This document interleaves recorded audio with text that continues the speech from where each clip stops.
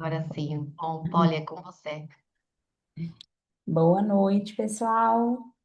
Todos bem-vindos, né, a mais uma aula. Até desculpem aí os minutinhos, porque o Zoom hoje está com um probleminha técnico, então a gente estava tentando resolver para ver se vai dar certo. Qualquer coisa a gente comunica a vocês. E hoje a gente vai dar continuidade, né, nos conteúdos que nós estávamos vendo a respeito, da parte de anatomia e de fisiologia. E como eu falei com vocês, hoje é o sistema gastrointestinal de uma forma mais aprofundada, né? Nós vamos dar ênfase em detalhes que nós vimos na aula passada de uma forma mais geral, só com alguns termos. Então, nós vamos literalmente aprofundar sobre os órgãos que participam do processo digestivo e absortivo, vamos entender a função de cada um deles ali. É, vamos relembrar, né, a parte da anatomia, a localização que eles ficam no nosso corpo, que isso é importante, a gente ter o mínimo de entendimento, né, sobre as localizações, até para interpretar algumas queixas que os nossos clientes podem apresentar, algum sinal e sintoma, dentro mesmo de um atendimento, e a gente consegue fazer correlações desses sintomas com algum órgão, alguma disfunção que pode estar acontecendo. E vamos falar um pouco também sobre questão do paladar, né? Sobre esse sentido, a percepção que nós temos dos sabores, como que nós precisamos, às vezes, orientar e ensinar o nosso cliente a fazer uma modulação das papilas gustativas, porque algumas pessoas têm certas, dependências por alguns sabores ou sabores mais intensos. E na última aula, lembra quando eu comentei com vocês dos realçadores de sabor, né, que tem em produtos alimentícios ali para literalmente convencer a gente de comer mais, né, de trazer aquela sensação de prazer, e as nossas papilas gustativas que são responsáveis por ter essa percepção. Só que quando nós vamos acostumando elas cada vez mais com um sabor, elas precisam que aquele sabor esteja muito mais presente e intenso. E aí vem exemplo, quando a pessoa fala com vocês, né, e vai falar com vocês que é fã de doce, que não consegue ficar sem doce, que precisa comer muito doce, né? Então, a gente vai falar um pouquinho sobre essa adaptação das papilas gustativas. E vamos detalhar os órgãos anexos, que têm um papel muito grande, muito importante no processo digestivo.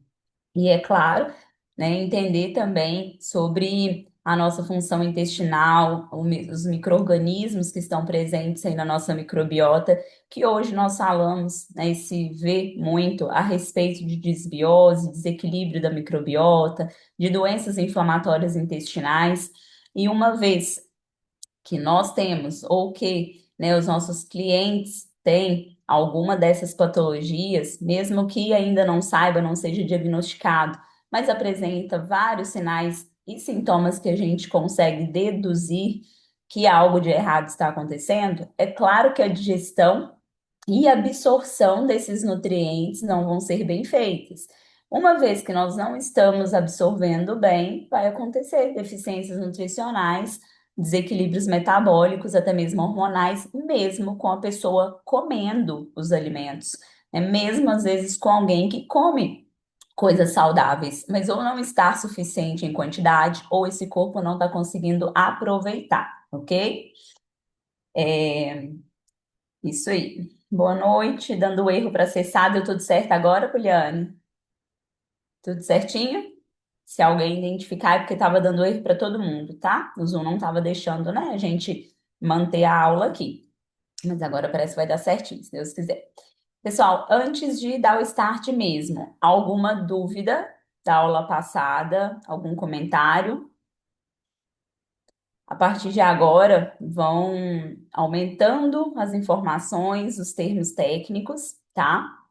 Então, mas nós começamos agora, Gabriel. Tá literalmente começando, porque eu não estava dando esse erro para todo mundo, ok? Pode ficar tranquilo, não perdeu o conteúdo ainda não. Então, nós vamos começar de fato, né? E trazendo muito mais termos técnicos, alguns outros ensinamentos mais profundos. Então, é importante que vocês vão fazendo essa conexão de uma aula com a outra e não deixem também dúvidas acumularem. né? Assim como, igual eu falei lá no nosso primeiro encontro, não deixar acumular os materiais, tanto os materiais de apoio, né, os e-books ali, ou os materiais extras que, a depender da aula, vão ser enviados, quanto o slidezinho, que é algo que algumas pessoas gostam de acompanhar no decorrer da aula também, para fazer algum rascunho, alguma anotação, correto? Todo mundo, gente, está conseguindo lá acessar a plataforma, o sistema direitinho, está tendo acesso aos materiais.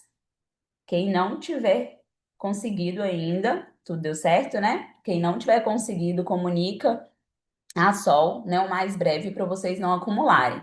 Porque lá na plataforma também tem os quiz que vocês devem fazer porque os quiz valem nota, tá? Então, nós temos um somatório de notas aqui para vocês concluírem o curso, que são as notas dos quiz, a prática simulada, que é algo que a gente vai falar mais à frente, que é um trabalho prático mesmo, que vocês vão apresentar em sala de aula, tá? Mas vai ver tudo detalhado, vocês ficam às vezes já ansiosos, nervosos, apreensivos para saber o que que é. Mas lá do meio do curso em diante que a gente vai falar sobre ela, vocês vão ter tempo hábil para poder fazer, né? E a nota do exame final. Então, são esses três fatores que geram o valor total que vocês precisam conseguir para passar no curso, né? Claro que se você tira uma nota grande na prática, uma nota grande no exame final, você não depende da nota do quiz, mas o quiz vai servir, né, exatamente para ajudar vocês. Marlene, por favor. Então, você está falando do material, as aulas elas não estão gravadas ainda porque eu não consegui mesmo. As aulas, Ficam ok. gravadas sim, elas só demoram um tempinho para poder baixar para o sistema, mas geralmente, exemplo, a primeira aula você já tem que estar com ela disponível lá, porque aí já deu tempo do sistema entregar para você. Como a aula é muito Ah, grande, exemplo, a aula que terminar agora, né? Na hora que nós terminarmos aqui, ela não vai estar imediatamente lá, porque a nuvem demora para poder jogar um tempinho para lá. Mas você não conseguiu achar nenhuma aula? não, assim, essa semana agora eu não tentei a primeira de novo, mas depois de bastante tempo eu estava clicando e não estava aparecendo nada. Não sei se é só para mim ou se alguém conseguiu, não sei, eu não estava Mas como Dá um para todo verificar lá também. na plataforma, porque talvez não esteja colocado o link do YouTube. Já verifico lá e já coloco para vocês. Sim? Ok. Ok, só vai conferir para vocês, Porque tá? a gente vai responder o quiz, às vezes a gente tem uma dúvida e quer assistir de novo. Isso mesmo. O quiz, gente, não é toda aula que tem quiz, tá? Os quiz são semanais. Então, vocês vão ver que a cada 2 aulas que vai ter um quiz, tá? Só naquele primeiro lá que vocês tinham da Orientation um separadinho, tá? Ok? Com dúvidas, tranquilo, né? Então, vamos lá. Hoje a gente fala de digestão, de absorção e biodisponibilidade de nutrientes, né? E aí nós iniciamos, lembrando, a Poliane quer fazer uma perguntinha antes, por favor? Sim, sobre a aula que a Mina também perguntou, todas as aulas passadas vai continuar lá gravada, né? Todas do curso todo, vocês, salvo engano, vocês têm acesso por 6 meses ainda depois do Ah, curso, não, tá? sim. Ok. Ok, obrigada. Gabriel, que bom que seu tema favorito. Se quiser contribuir, né? Se tiver algum comentário para fazer no decorrer da aula, fica à vontade. Eu também gosto muito dessa parte de anatomia, especialmente, né? Fisiologia e anatomia se complementam, então é bem legal. Nós vamos relembrar aqui funções do sistema digestório. Por que que nós vamos relembrar? Porque na aula passada nós já falamos que, né, o sistema gastrointestinal compõe vários órgãos e dentre esses órgãos, né, cada um vai ter seu papel, a sua função, mas a gente já entende que tem órgão que vai fazer digestão, como o estômago, e na boca também a gente vai iniciar a digestão, que nós vamos falar hoje. Órgãos que vão fazer absorção, especialmente como o intestino, e dando, né, uma ênfase maior no intestino delgado, que é responsável. Órgãos que vão fazer motilidade, Exemplo, quando nós vimos lá a respeito do esôfago, o peristaltismo intestinal não é só o esôfago que faz motilidade, né, mas o peristaltismo intestinal, o intestino mexendo, as movimentações, as contrações do estômago e o peristaltismo esofagiano, quando o bolo alimentar também, isso está relacionado com a motilidade.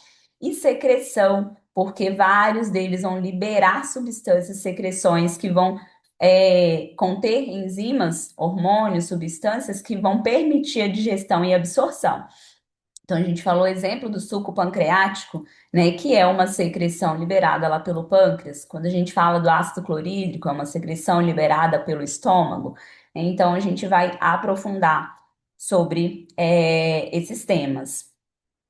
Então, falando de digestão, né, a gente digere macronutrientes. Nós precisamos quebrar os macronutrientes. Eles vão estar em moléculas grandes, né, tanto que na classificação que nós vimos, que o macronutriente é dividido de acordo com o tamanho da molécula, com a quantidade que nós precisamos e com a sua função, né? Então, é uma molécula grande que precisa ser quebrada, e nós obtemos esses macronutrientes dos alimentos, das bebidas que nós consumimos. Então, carboidrato, proteína e lipídio já não é mais segredo, né? Não é novidade para nós. E eles vão ser metabolizados liberando os pequenos fragmentos, que eu até associei com vocês como tijolinhos. Esses tijolinhos é que o nosso corpo vai conseguir absorver para cada um deles desempenhar a sua função. Nesse sistema gastrointestinal também, a gente tem absorções de fluidos, de micronutrientes e de oligoelementos, que são exatamente essas partes pequenininhas dos macros que são fragmentadas e outras substâncias que chegam no nosso organismo que não necessariamente precisam de digestão, como alguns compostos bioativos e inclusive as fibras, né? Absorve líquido. Até dei o exemplo para vocês da água lá do bolo fecal. Quando falta água para o nosso organismo, uma das coisas que o nosso corpo faz é puxar a água lá do bolo fecal e mandar para as células, porque tem prioridade, né? E absorve os líquidos que estão presentes dentro dos alimentos, das bebidas. A gente pensa, né, bebida tem parcela de água, mas os alimentos também têm o seu teor de água. Quando a gente come uma melancia, um melão, ou né, uma laranja, uma fruta que tem calda, a gente consegue associar isso muito mais. O nosso sistema gastrointestinal também é uma barreira, é uma forma de defesa do nosso organismo. Então, no nosso estômago, exemplo, a gente tem uma camada de muco. Lá no intestino também, essa barreira de muco que tem ali é para proteger as paredes do intestino, as paredes do estômago, mas também nós temos uma barreira imunológica, que são os micro-organismos, são as bactérias, tanto benéficas que nós temos no nosso intestino, especialmente milhões e bilhões de bactérias, né, quanto também substâncias que vão agir contra algum outro micro-organismo que chega até nós, ou um patógeno.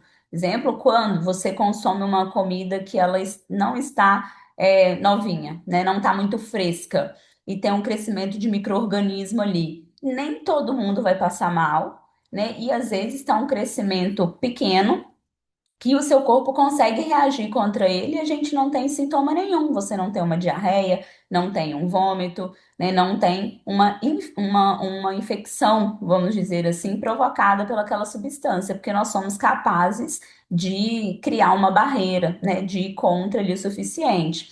Até mesmo, gente, algo que não esteja estragado. Mas, exemplo, quando nós fazemos uma comida e deixamos ela sem refrigeração ou sem congelamento, ela pode estar novinha, pode estar no mesmo dia, mas infelizmente não é certo a gente deixar dentro de uma panela ou em cima do fogão, em um lugar que não esteja refrigerado. Por quê? Um indicativo dentro, né, da nutrição, das boas práticas de alimentação e nutrição, que restaurantes, empresas, todo mundo tem que seguir. Você precisa ter um rechô ali de baixo quando você deixa um alimento lá no self-service, né? Por 2 horas ele pode ficar ali com uma temperatura controlada de em torno de 60 graus, naquela barreirinha de água, né? Que fica no richô, literalmente ligado ali o foguinho embaixo, ele vai poder ficar ali até por 2 horas a 60 graus ao mínimo, para para manter essa temperatura que não deixa os micro-organismos proliferarem, porque senão a gente precisa de um ponto de ebulição, exemplo da água, de 100 graus para matar micro-organismo, ou nós precisamos de temperaturas baixas, que também impede o crescimento dele. Quando está no calorzinho, os micro-organismos, ó, quem já fez em casa iogurte natural? Todo mundo já experimentou fazer iogurte natural? Alguém já fez iogurte de kefir, Eduardo? Levantou a mão ali, né? Iogurte de kefir. Ou tem o kefir de água em casa, né? Kefir é uma levedura, micro-organismo. E aí a gente faz o que para fazer um iogurte natural? Você morna um leite, despeja um vidrinho de iogurte pronto, aquele do mercado que você compra natural, integral ou natural desnatado, né? A seu gosto ali. E você deixa isso fora da geladeira. Você tampa, abafa, e até mesmo você coloca, às vezes, num lugar mais quente, tipo, vou guardar dentro do forno do fogão, vou colocar dentro do micro-ondas. Por quê? No leite, nós vamos ter os micro-organismos, nós vamos ter as leveduras que estão presentes ali, que é o fermento lácteo, né? E ali é um fermento natural que está presente. Quando você vira esse iogurte ali, no iogurte está um fermento lácteo. Você colocou e abafou, horas depois ele vai ter coalhado, talhado, né? Às vezes a gente usa esse termo. E vai ficar grossinho, vai se transformar em um iogurte. Por quê? Foi crescimento de bactéria. Quando é feita uma cerveja, Saccharomyces cerevisiae, que é uma levedura que é colocada dentro do malte, do lúpulo ali e fermenta, né? Além dela produzir o álcool, que é uma outra característica dela, ela faz uma bebida fermentada, né? Então, essas bactérias, esses micro-organismos, leveduras, alguns vão ter potencial patogênicos e outros não. Mas o nosso organismo, ele consegue ter essa barreira física das células e uma barreira imunológica, que são a nossa microbiota, né? Nós temos lá a microbiota intestinal, nós temos microbiota, bactérias na nossa boca, nós temos microbiota vaginal, exemplo que protege uma mulher de ter uma candidíase de repetição, uma infecção urinária, né? Então, o nosso organismo ele já trabalha com um sistema de defesa. Só que nós temos que ficar bem nutridos, nós temos que ter saúde de um modo geral para que essas barreiras sejam eficazes. E no nosso intestino existe uma coisa que pode acontecer que se chama permeabilidade intestinal, né? Se alguém já ouviu falar, conhece o termo permeabilidade, geralmente acontece em desbiose, em doenças inflamatórias, em organismos que estão muito inflamados, né? Por quê? Ao invés das nossas células ali do intestino estarem grudadinhas, elas são unidinhas, tá? Uma grudadinha em outra. E esse grude, vamos dizer assim, essa paredinha aqui, né? Esse cimentinho a gente chama essa ligação de tight junction. Então, liga uma na outra grudadinha, só que com medicação, com estresse, com substâncias químicas que essa pessoa pode consumir, exemplo, um álcool, né? Até mesmo outras drogas, uma má alimentação, alta quantidade de consumo de açúcar, gordura saturada em excesso, produtos químicos, como nós falamos da outra aula, conservantes, condimentos, aromatizantes, todos esses produtos artificiais, isso gera uma permeabilidade, isso inflama as células do intestino. E nessa permeabilidade, ao invés de elas estarem juntinhas, elas vão abrindo buraquinhos, fissurazinhas que nós não vamos saber quando isso acontece. Nós vamos começar a ter sintomas. Ah, eu tenho muita diarreia, não tem explicação, não sei por quê. Ah, eu tenho muita constipação intestinal. É, o leaky gut é isso, né? Eu tenho muita constipação intestinal, eu tenho um excesso de gases, tudo que eu como, minha barriga distende, né? Ou literalmente a pessoa desenvolve uma doença inflamatória intestinal, uma doença de Crohn, uma retocolite ulcerativa, uma síndrome do intestino irritável, né? E esse exagero de uma alimentação desbalanceada pode estar provocando isso, né? E gerando essa permeabilidade intestinal. Rafael Brandão sofreu bastante com relação à digestão. Aí, Luiz, já tem um impacto diferente, porque os atletas de fisiculturismo, eles precisam fazer uma alimentação que é muito pesada, né? Muitas vezes uma quantidade de comida muito grande, baixa variedade nutricional, inclusive, né? Então, às vezes a pessoa está comendo lá por meses arroz com frango, abóbora com arroz e frango, né? Pão com algum doce. Então, não tem uma variedade alimentar e não tem uma oferta de nutrientes realmente significativa, porque tem um propósito estético, um propósito ali diferente da saúde, né? Então, atletas de alto rendimento, atletas de elite, dependente da modalidade, eles vão estar mais sujeitos a isso. Exemplo também que acontece muito em corredores, né? Então, os atletas de endurance, pode acontecer o ligante, porque uma das coisas, gente, é o excesso de exercício, é o treino em alta intensidade. Então, o leaky gut que o Gabriel falou, que é a mesma coisa da permeabilidade intestinal, só é o termo em inglês, né? Então, é uma síndrome do intestino permeável. O intestino passa coisas que não deveria. Então, é uma condição que essas paredes do intestino estão mais inflamadas, elas ficam com esse aspecto como se abrisse portinhas, e aí passa moléculas grandes, exemplo, passa pedaços de proteína que não deveria, tinha que passar aminoácido, passa substâncias tóxicas, né, ao nosso organismo que não deveriam passar, que teria segurado nessa barreira, como eu citei, os micro-organismos também, né, passam drogas, medicamentos que não deveriam ser absorvidos. Então, isso causa um processo inflamatório grande e isso vai afetar o nosso corpo de modo geral, porque tudo que vazar, né, o leaky gut é um vazamento. Tudo que vazar vai ir para onde? Corrente sanguínea. Se vai para a corrente sanguínea, vai chegar em células, em tecidos do nosso corpo de modo geral. Então, eu posso desenvolver, exemplo, alergias alimentares. A pessoa nunca teve nada com lactose, começa a ter, nunca teve alergia à proteína do leite, começa a ter, nunca teve sensibilidade do glúten, começa a ter. Então, pode gerar várias outras alterações no nosso corpo. Em alguns casos, pode se tornar autoimune, não se tratar de forma correta, exatamente isso, né? Então, um leaky gut, uma desbiose severa que não é tratada, você pode estar sujeita a uma doença inflamatória intestinal, como os exemplos que eu dei, qualquer uma delas. Doença autoimune também pode acontecer, exemplo, doença de Crohn é uma doença intestinal e é uma doença autoimune.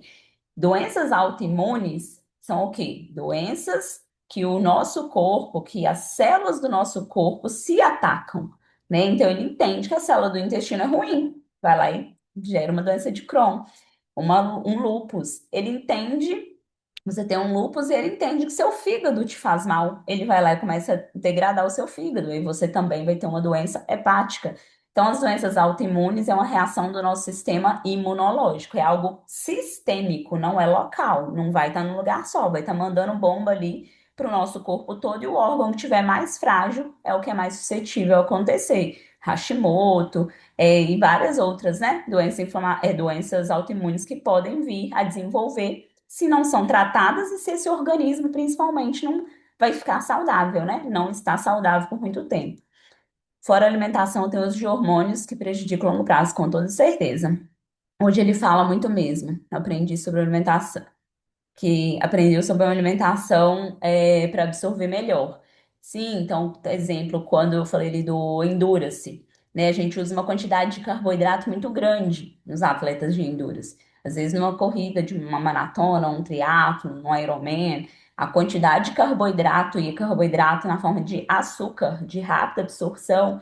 Quando eu falo açúcar, geralmente são suplementos que nós usamos também. Então, maltodextrina, dextrose, palatinose, o próprio açúcar, mel, né, frutas muito adocicadas, a depender do tipo de prova, se dá para colocar, né, as bebidas isotônicas, que também são à base de açúcar. Então, tudo isso aí gera uma descarga muito grande para esse intestino, né, uma quantidade de açúcar chegando muito rápido, precisa metabolizar e às vezes vai lá e tem, exemplo, diarreia enquanto está correndo. A gente precisa tratar esse intestino antes, no sentido de educar ele a receber aquele boom de nutriente, né, ou de alimento ali. Então, um corredor, um maratonista, um triatleta, a gente faz uma educação para esse intestino dele aceitar, senão ele nem consegue controlar, exemplo, diarreia. Ele começa a fazer uma prova, e tem episódio de diarreia. A gente tem que modular esse intestino. Tô assim, com alergia a tudo. Então, aí precisa investigar muita coisa, né? E detectar se é uma alergia mesmo. Intolerância e alergia são duas coisas diferentes, que a gente não pode confundir, né? A gente não tem alergia à lactose. Às vezes, um monte de gente chega no consultório por falta de conhecimento mesmo. As pessoas falam assim, eu tenho alergia à lactose, eu tenho alergia a leite.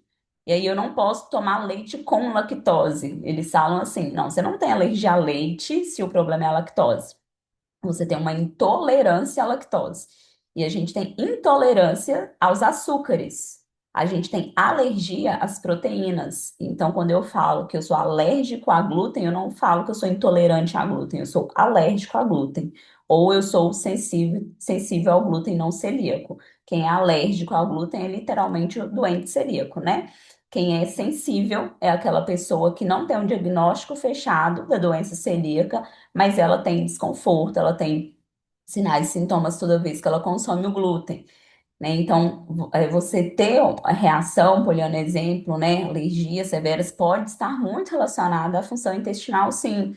Hoje a gente vê muito a intolerância histamínica, né? E vários alimentos têm histamina, então às vezes a pessoa come coisas saudáveis. Estou falando de alimento, de comida de verdade. Só que são ricos em histamina. E aí não sabe que é intolerante à histamina. Não sabe que não está produzindo a DAO direito. DAO é uma enzima que quebra a histamina no nosso corpo. E aí a pessoa vive morrendo de rinite, sinusite. Ah, não, é por causa do clima. Ah, não, é porque minha cidade é fria. Ah, não, porque minha cidade é úmida. Às vezes você tem uma intolerância histamínica e está relacionado com a sua alimentação. E você só vai melhorar a sua rinite e sinusite quando você tratar o seu intestino e tratar essa intolerância histamínica. Então, tem vários sinais, sintomas no nosso corpo, que eles são muito mais complexos, né? A gente não pode ver de forma muito superficial e que as pessoas ignoram, especialmente o critério alimentar, né? E aí não investiga. E claro que isso precisa de investigação e de acompanhamento e tratamento, gente. Assim como a pessoa pode ter uma SIBO, uma SIFO, né? O supercrescimento bacteriano é a SIBO, o supercrescimento fúngico é a SIFO. E isso é tratado com alimentação, e nesse caso do fungo, com medicamentos para matar fungo, né, antifúngicos, e no caso da SIBO, medicamentos, um antibiótico para matar a bactéria. Então, eu preciso de trabalhar junto com o gastro, não posso trabalhar como nutricionista sozinha, porque eu não vou resolver isso. Eu preciso de estar com o gastro, para ele fazer a parte medicamentosa, eu fazer a parte alimentar, que especialmente nesses casos é extremamente restrita.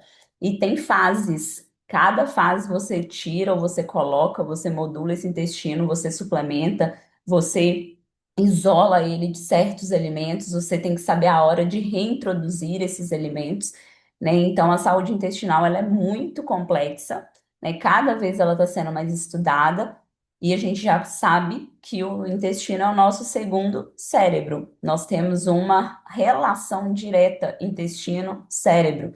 Nós vimos que temos sistema nervoso central e vimos também que temos sistema nervoso entérico. Esse eixo é chamado eixo intestino-cérebro. Então, esses dois órgãos estão literalmente interligados. Tanto que a gente produz o nosso hormônio do humor, do bem-estar, onde? No intestino. Que hormônio que é esse? Quem sabe qual que é o hormônio do humor? Deixa a gente felizinha.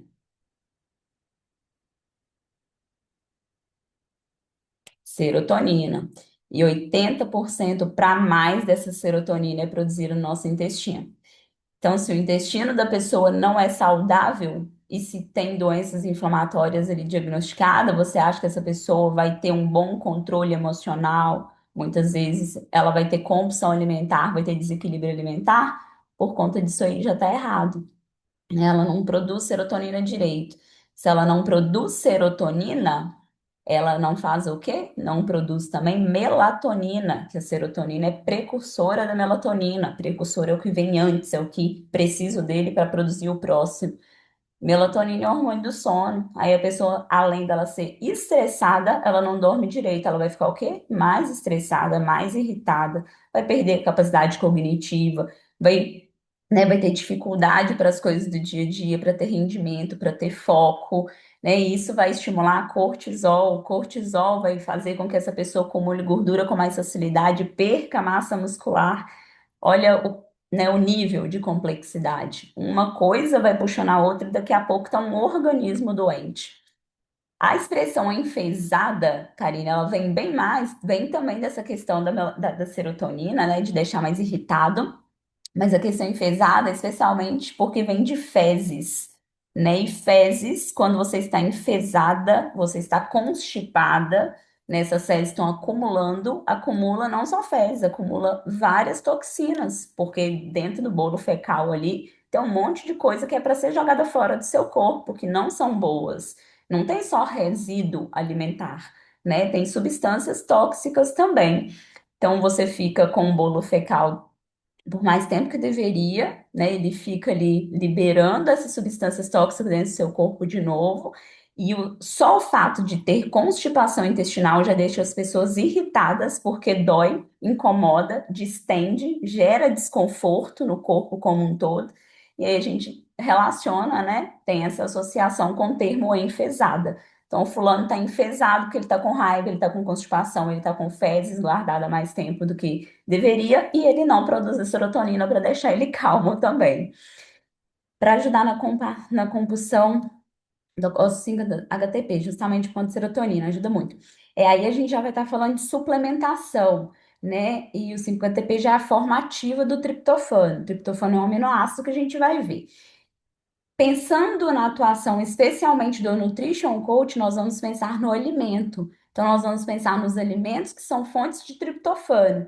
Triptofano é um aminoácido, gente, que precisa para produzir a serotonina, tá? E o aminoácido a gente tira da proteína, né? Mas não tem triptofano só nas proteínas. A gente tem outros alimentos, como aveia, como banana, como cacau, tá?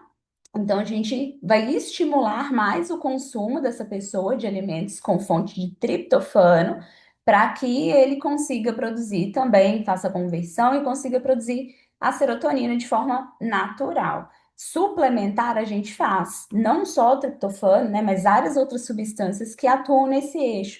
Mas o triptofano, 5-HTP, já é a forma ativa do triptofano, então já é o precursor dessa serotonina e às vezes a gente suplementa sim. Só que para suplementar também, para fazer efeito, esse intestino precisa estar saudável. Se eu coloco um 5-HTP dentro do intestino, enfesado, como nós falamos aqui, e o intestino inflamado, eu pioro a situação, porque eu começo a liberar outra substância que é o contrário da serotonina, que aí já piora mais o quadro ainda. Então, tanto para fazer uma modulação da microbiota quanto para suplementar alguns ativos específicos, a gente precisa primeiro tratar esse intestino, para depois realmente a gente colocar outros ativos secundários que vão melhorar esses tipos, né, de sinais e sintomas que nós estamos falando. E o nosso sistema gastrointestinal é cheio de sinalizador para isso, gente, cheio de reguladores, tá? Porque existe o sistema nervoso entérico. E aí nós vamos ter os receptores de membrana, nós vamos ter substâncias ali que vão estar prontas para o ativo grudar nele. Só que a gente não tem um receptor de membrana para cada coisa que existe. Às vezes o mesmo receptor ele vai conseguir absorver vários nutrientes específicos e eles competem por esse sítio de ligação. Por isso que algumas suplementações ou alguns alimentos eles devem ser combinados e outros não devem ser combinados, a depender do que o seu cliente precisa. Quando o meu cliente precisa de ferro, é importante eu combinar a vitamina C, porque a vitamina C vai melhorar a absorção do ferro, vai deixar esse receptor do ferro ali mais sensível e mais ágil para captar a vitamina C. Se o seu cliente, exemplo, está com uma anemia ferropriva, está com uma anemia que precisa de reposição de ferro ou de ingestão de alimento fonte de ferro. Aqui a gente não está falando só de suplemento, nós estamos falando especialmente de alimento. Então, eu combino a carne com uma salada, exemplo, que a pessoa vai colocar limão para temperar, ou eu combinar carne com um suco de laranja, né? Eu vou arrumar uma fonte de proteína e uma fonte de vitamina C, para que melhore a absorção. E se ao contrário, se o meu cliente está extremamente inflamado, ele está com um nível de ferro muito bom, muito alto, e além disso ele está inflamado, aí a ferritina dele está super alta lá no exame. Eu preciso, ou a pessoa, vamos supor que seja uma pessoa que precisa fazer sangria, precisa retirar o sangue, porque o sangue está extremamente viscoso. Eu não posso dar mais ferro para essa pessoa, se o nível de ferro está bom e se o sangue dela está muito viscoso. Eu preciso evitar tanto a ingesta, então eu vou falar com ele para não consumir com frequência, em grande quantidade, alimentos onde de ferro, e eu vou colocar coisas que atrapalham o ferro de ser absorvido. Exemplo, quando vocês têm costume de comer uma comidinha bem saudável, bacana na hora do almoço e pega uma talagada de café e bebe por cima. Você está atrapalhando absorver o ferro que você acabou de comer lá da carne, né? Então, não é interessante a gente fazer isso. Nos Estados Unidos, quando o pessoal gosta muito de consumir leite com comida, né? O americano mesmo tem costume de consumir derivado de leite, leite com comida. O cálcio atrapalha absorver o ferro. Então, isso se chama biodisponibilidade de nutriente, que sofre interferência de várias coisas. Sofre interferência da saúde do nosso intestino, dessas células intestinais, da combinação de alimentos, do nosso estado nutricional, da nossa idade, né? Do modo que é preparado o alimento, se você libera mais a substância ou não. Exemplo, quando a gente consome cúrcuma, tá? Colocar uma coisa aqui que tá, né, mais em alta. Consome cúrcuma, vamos falar em shot mesmo, né? Na comida, como tempero ali. Não vamos falar de suplemento, não. Nesse momento, não, né? Então, a cúrcuma, para eu ter uma melhor absorção da curcumina, que é o princípio ativo da cúrcuma que vem dos curcuminoides, é interessante e é melhor que eu associe com a piperina, que a piperina é um composto bioativo que vem da pimenta. Então, quando eu coloco cúrcuma com pimenta, eu tenho uma absorção muito melhor dessa curcumina. Quando eu como um tomate, eu penso também, né? Claro que a gente pensa em gostar de comer o tomate, mas eu penso que o tomate tem licopeno, que é um antioxidante flavonoide bom aí para nós. Só que o licopeno, ele é mais biodisponível quando esse tomate está cozido, refogado, quando ele sofreu um aquecimento. Então, quando eu como tomate, eu, pelo menos, exemplo, eu gosto de tomate normal, cruzinho. Eu não gosto de tomate em sopa, só o tomate confit, mas tomate, né, muito meladinho ali, refogado. Mas ele melhor o licopeno dele quando ele está refogado, que é quando libera com mais facilidade, né? Então, tudo isso é o nosso organismo sinalizando e respondendo às combinações e comandos. Se a gente for pensar em suplementações, existem suplementos que eles são coadjuvantes, que eles precisam ir juntos, tá? Quando eu suplemento zinco, eu não posso esquecer de cobre, senão eu desregulo o cobre dessa pessoa. Se eu suplementar cobre, eu não posso esquecer do zinco. Então, tem uma proporção certa do quanto de cobre e do quanto de zinco que eu preciso estar suplementando, senão a gente gera bagunça no organismo. Quando a gente suplementa, nós precisamos conhecer a forma ativa daquele nutriente, né? Porque existem formas não ativas, formas que precisam de substâncias conversoras, de enzimas. Se esse organismo não tem a enzima, tem algum polimorfismo genético, ou mesmo se tem a enzima, mas parte vai ser perdida, eu estou perdendo o investimento também nessa suplementação, né? Eu estou perdendo a capacidade, os benefícios bons que eu poderia se eu usasse já a forma ativa. Então, quando eu vou usar uma B12, eu não uso cianocobalamina, que é a forma inativa, eu uso metilcobalamina, que é a forma que eu sei que todo organismo vai ser capaz de absorver. Quando a gente usa um ácido fólico, o certo, o interessante é usar o metilfolato, porque eu posso ter mulheres que têm polimorfismo genético de não ter a enzima conversora do folato. Se ela não tem a enzima conversora e essa mulher está grávida e ela precisa do ácido fólico, porque ele é essencial para formar o cérebro e o tubo neural do bebê, ela vai ter um bebê com deficiência, porque ela não recebeu o ácido fólico da maneira correta. Então, isso tudo precisa de acompanhamento mais aprofundado e a suplementação precisa vir de profissional que entende e que é qualificado, né? Literalmente 100%. Por isso não é legal a gente chegar na farmácia, no mercado, em qualquer lugar e ficar comprando suplemento e acumulando suplemento em casa achando que é vantagem. Ferrou meu café. Triste, né? Porque a maioria As pessoas gostam do golinho de café depois do almoço. Absurdo ficar sem café depois de comer.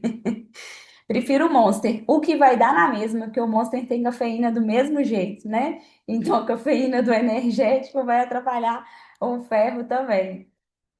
Aí você tá nível hard.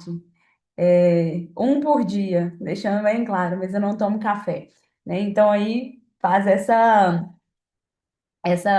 troca, né? Mas claro que um vidrinho do Monster, né, é diferente às vezes da dose de café em relação à cafeína, dependendo do café, se foi coado, se não foi, isso tudo interfere também. É, é uma relação, sim, semelhante com a vitamina D e a K, tá? Mas elas estão mais voltadas para a saúde cardiovascular quando faz essa combinação. Mas é tanto para melhorar a absorção quanto para evitar risco de placas arteriais também. Eu amo tomate cozido. Quanto tempo depois pode tomar? Aí, depois de um certo tempozinho ali de digestão, de no mínimo 30, 40 minutos, tá? Imediatamente não é interessante. Então, no mínimo 40 minutos ali, para esse alimento estar chegando, né? No estômago, pelo menos. Eu passo muito mal com cafeína. Seria alergia, Poliana? Não, Marlene, não posso falar que é uma alergia porque eu não sei que mal que você passa, tá? Exemplo, se eu usar cafeína eu tenho taquicardia, não tem nada a ver com alergia, tem a ver com que você é uma pessoa sensível à cafeína, então existem pessoas que são metabolizadores lentos e metabolizadores rápidos de cafeína. O metabolizador rápido geralmente não tem efeito, fala que toma cafeína, energético, café e não sente nada, não tem suor, não tem taquicardia, não tem tremor, não tem perda de sono. Toma, às vezes, em grandes quantidades, o corpo nem está sentindo mais, porque perde a sensibilidade dos receptores também, tá? Isso é bem ruim, inclusive. E se é uma pessoa que é metabolizador lento, é uma pessoa que é muito sensível. Então, ela toma um pouquinho de café e já não dorme. Ela toma um pouquinho de café e fica agitada, fica parecendo que está nervosa, fica trêmula, tá? Isso tem a ver mais com polimorfismo, com a sua capacidade de metabolizar a cafeína. Porque a cafeína, Marlene, é uma substância que afeta o sistema nervoso central, tá? É um estimulante do sistema nervoso central. Então, ela já vai lá no seu cérebro e ela estimula catecolaminas. Catecolaminas são adrenalina, noradrenalina.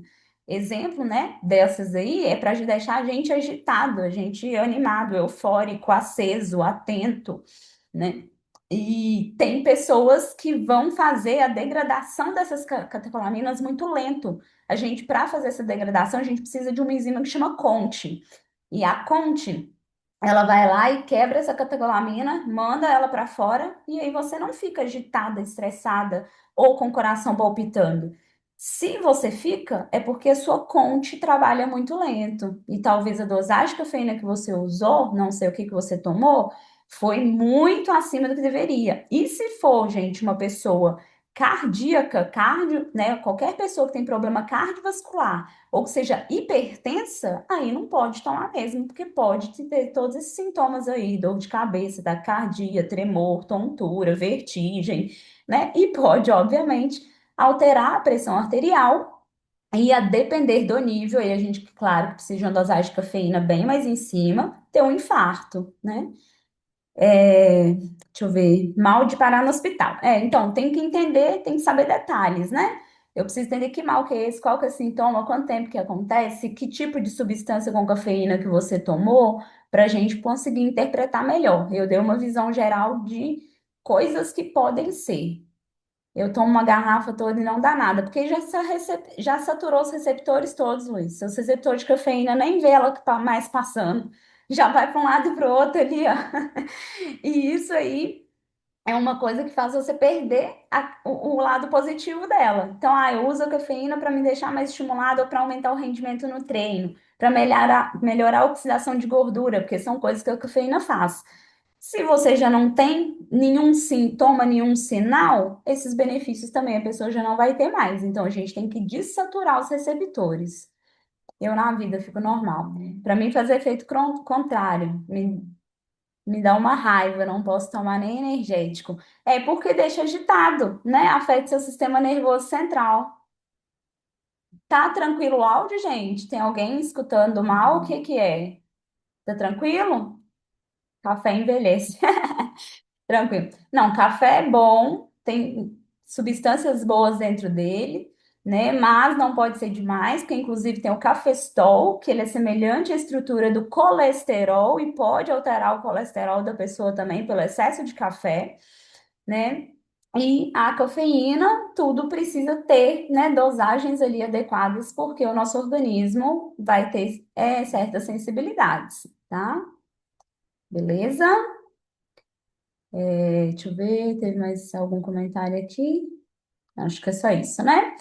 Então, pessoal, a nossa digestão é um conjunto de transformações. E começa essas transformações pela parte mecânica. Parte mecânica depende da nossa boca, dos nossos dentes, que vão quebrar, vão fragmentar essas moléculas, essas estruturas que nós estamos comendo, esses alimentos.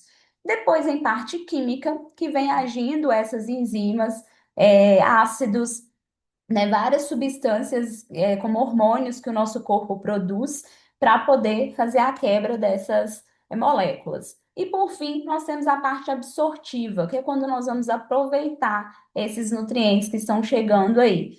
Compostos pequenos, menores, outros maiores, compostos que são solúveis em água, outros que não são solúveis em água, alguns que são absorvíveis, outros que não são absorvíveis.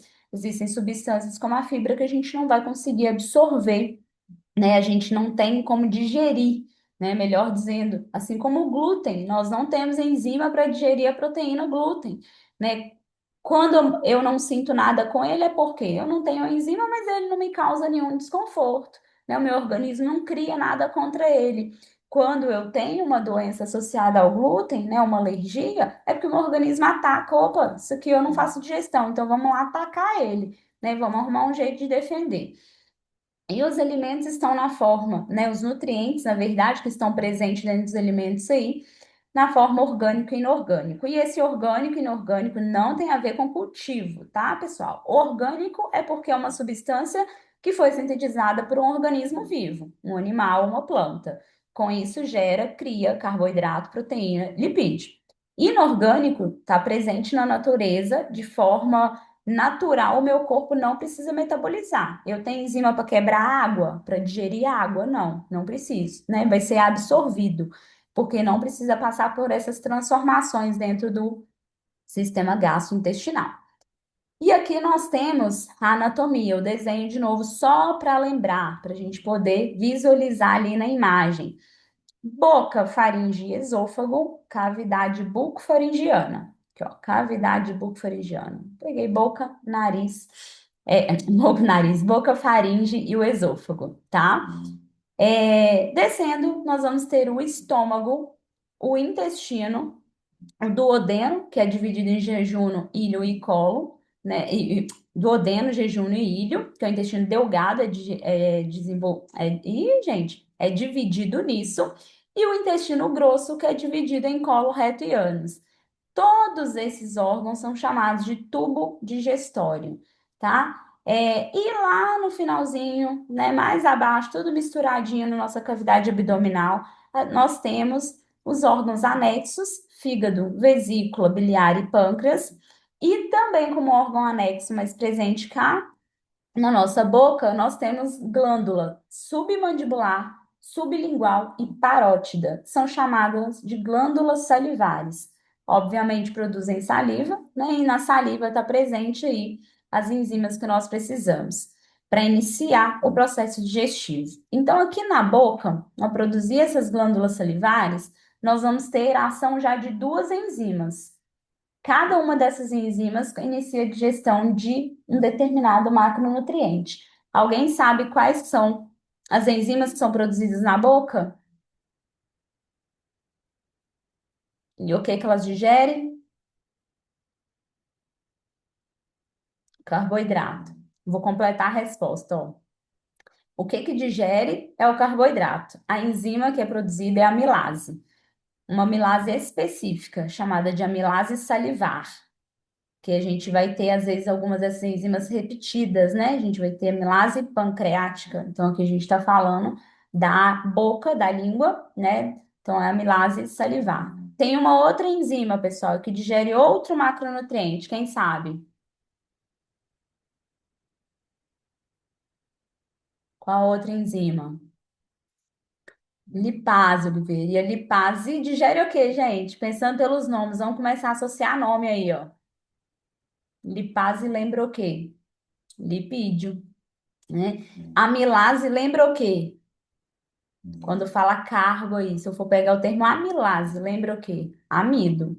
Né? Então, é importante vocês fazerem essas associações para quem foi uma informação nova, né? Amilase tá lembrando amido, amido é o carboidrato, amilase é a enzima.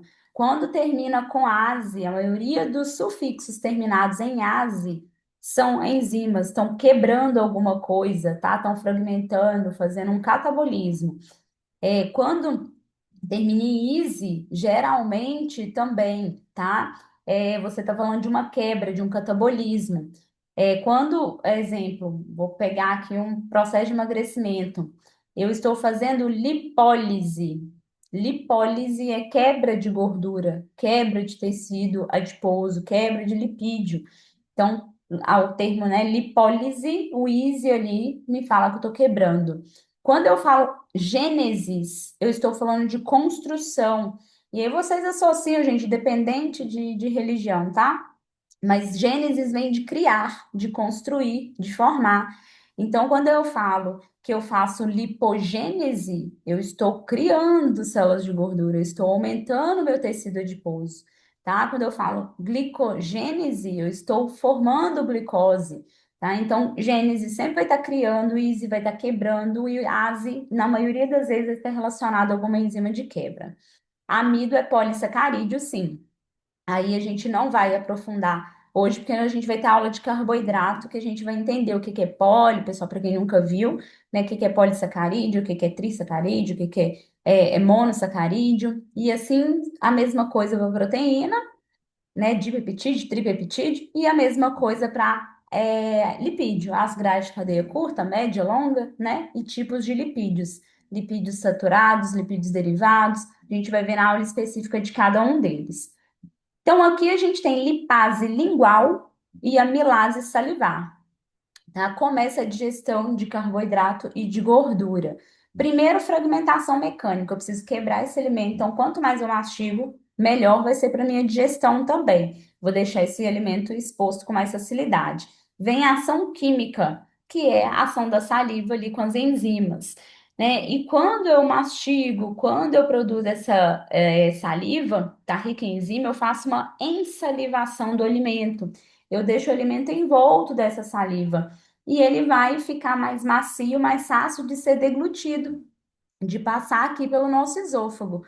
Vai passar pelo esôfago bolo alimentar. Quando esse alimento já foi mastigado e foi misturado com a saliva, ele recebe o nome de bolo alimentar, tá? Nesse bolo alimentar, ele vai seguir lá para o nosso esôfago para depois ir para o intestino, para o estômago, que é a próxima fase da digestão, né? Antes disso, a gente sente sabor, a gente sente o gosto dos alimentos.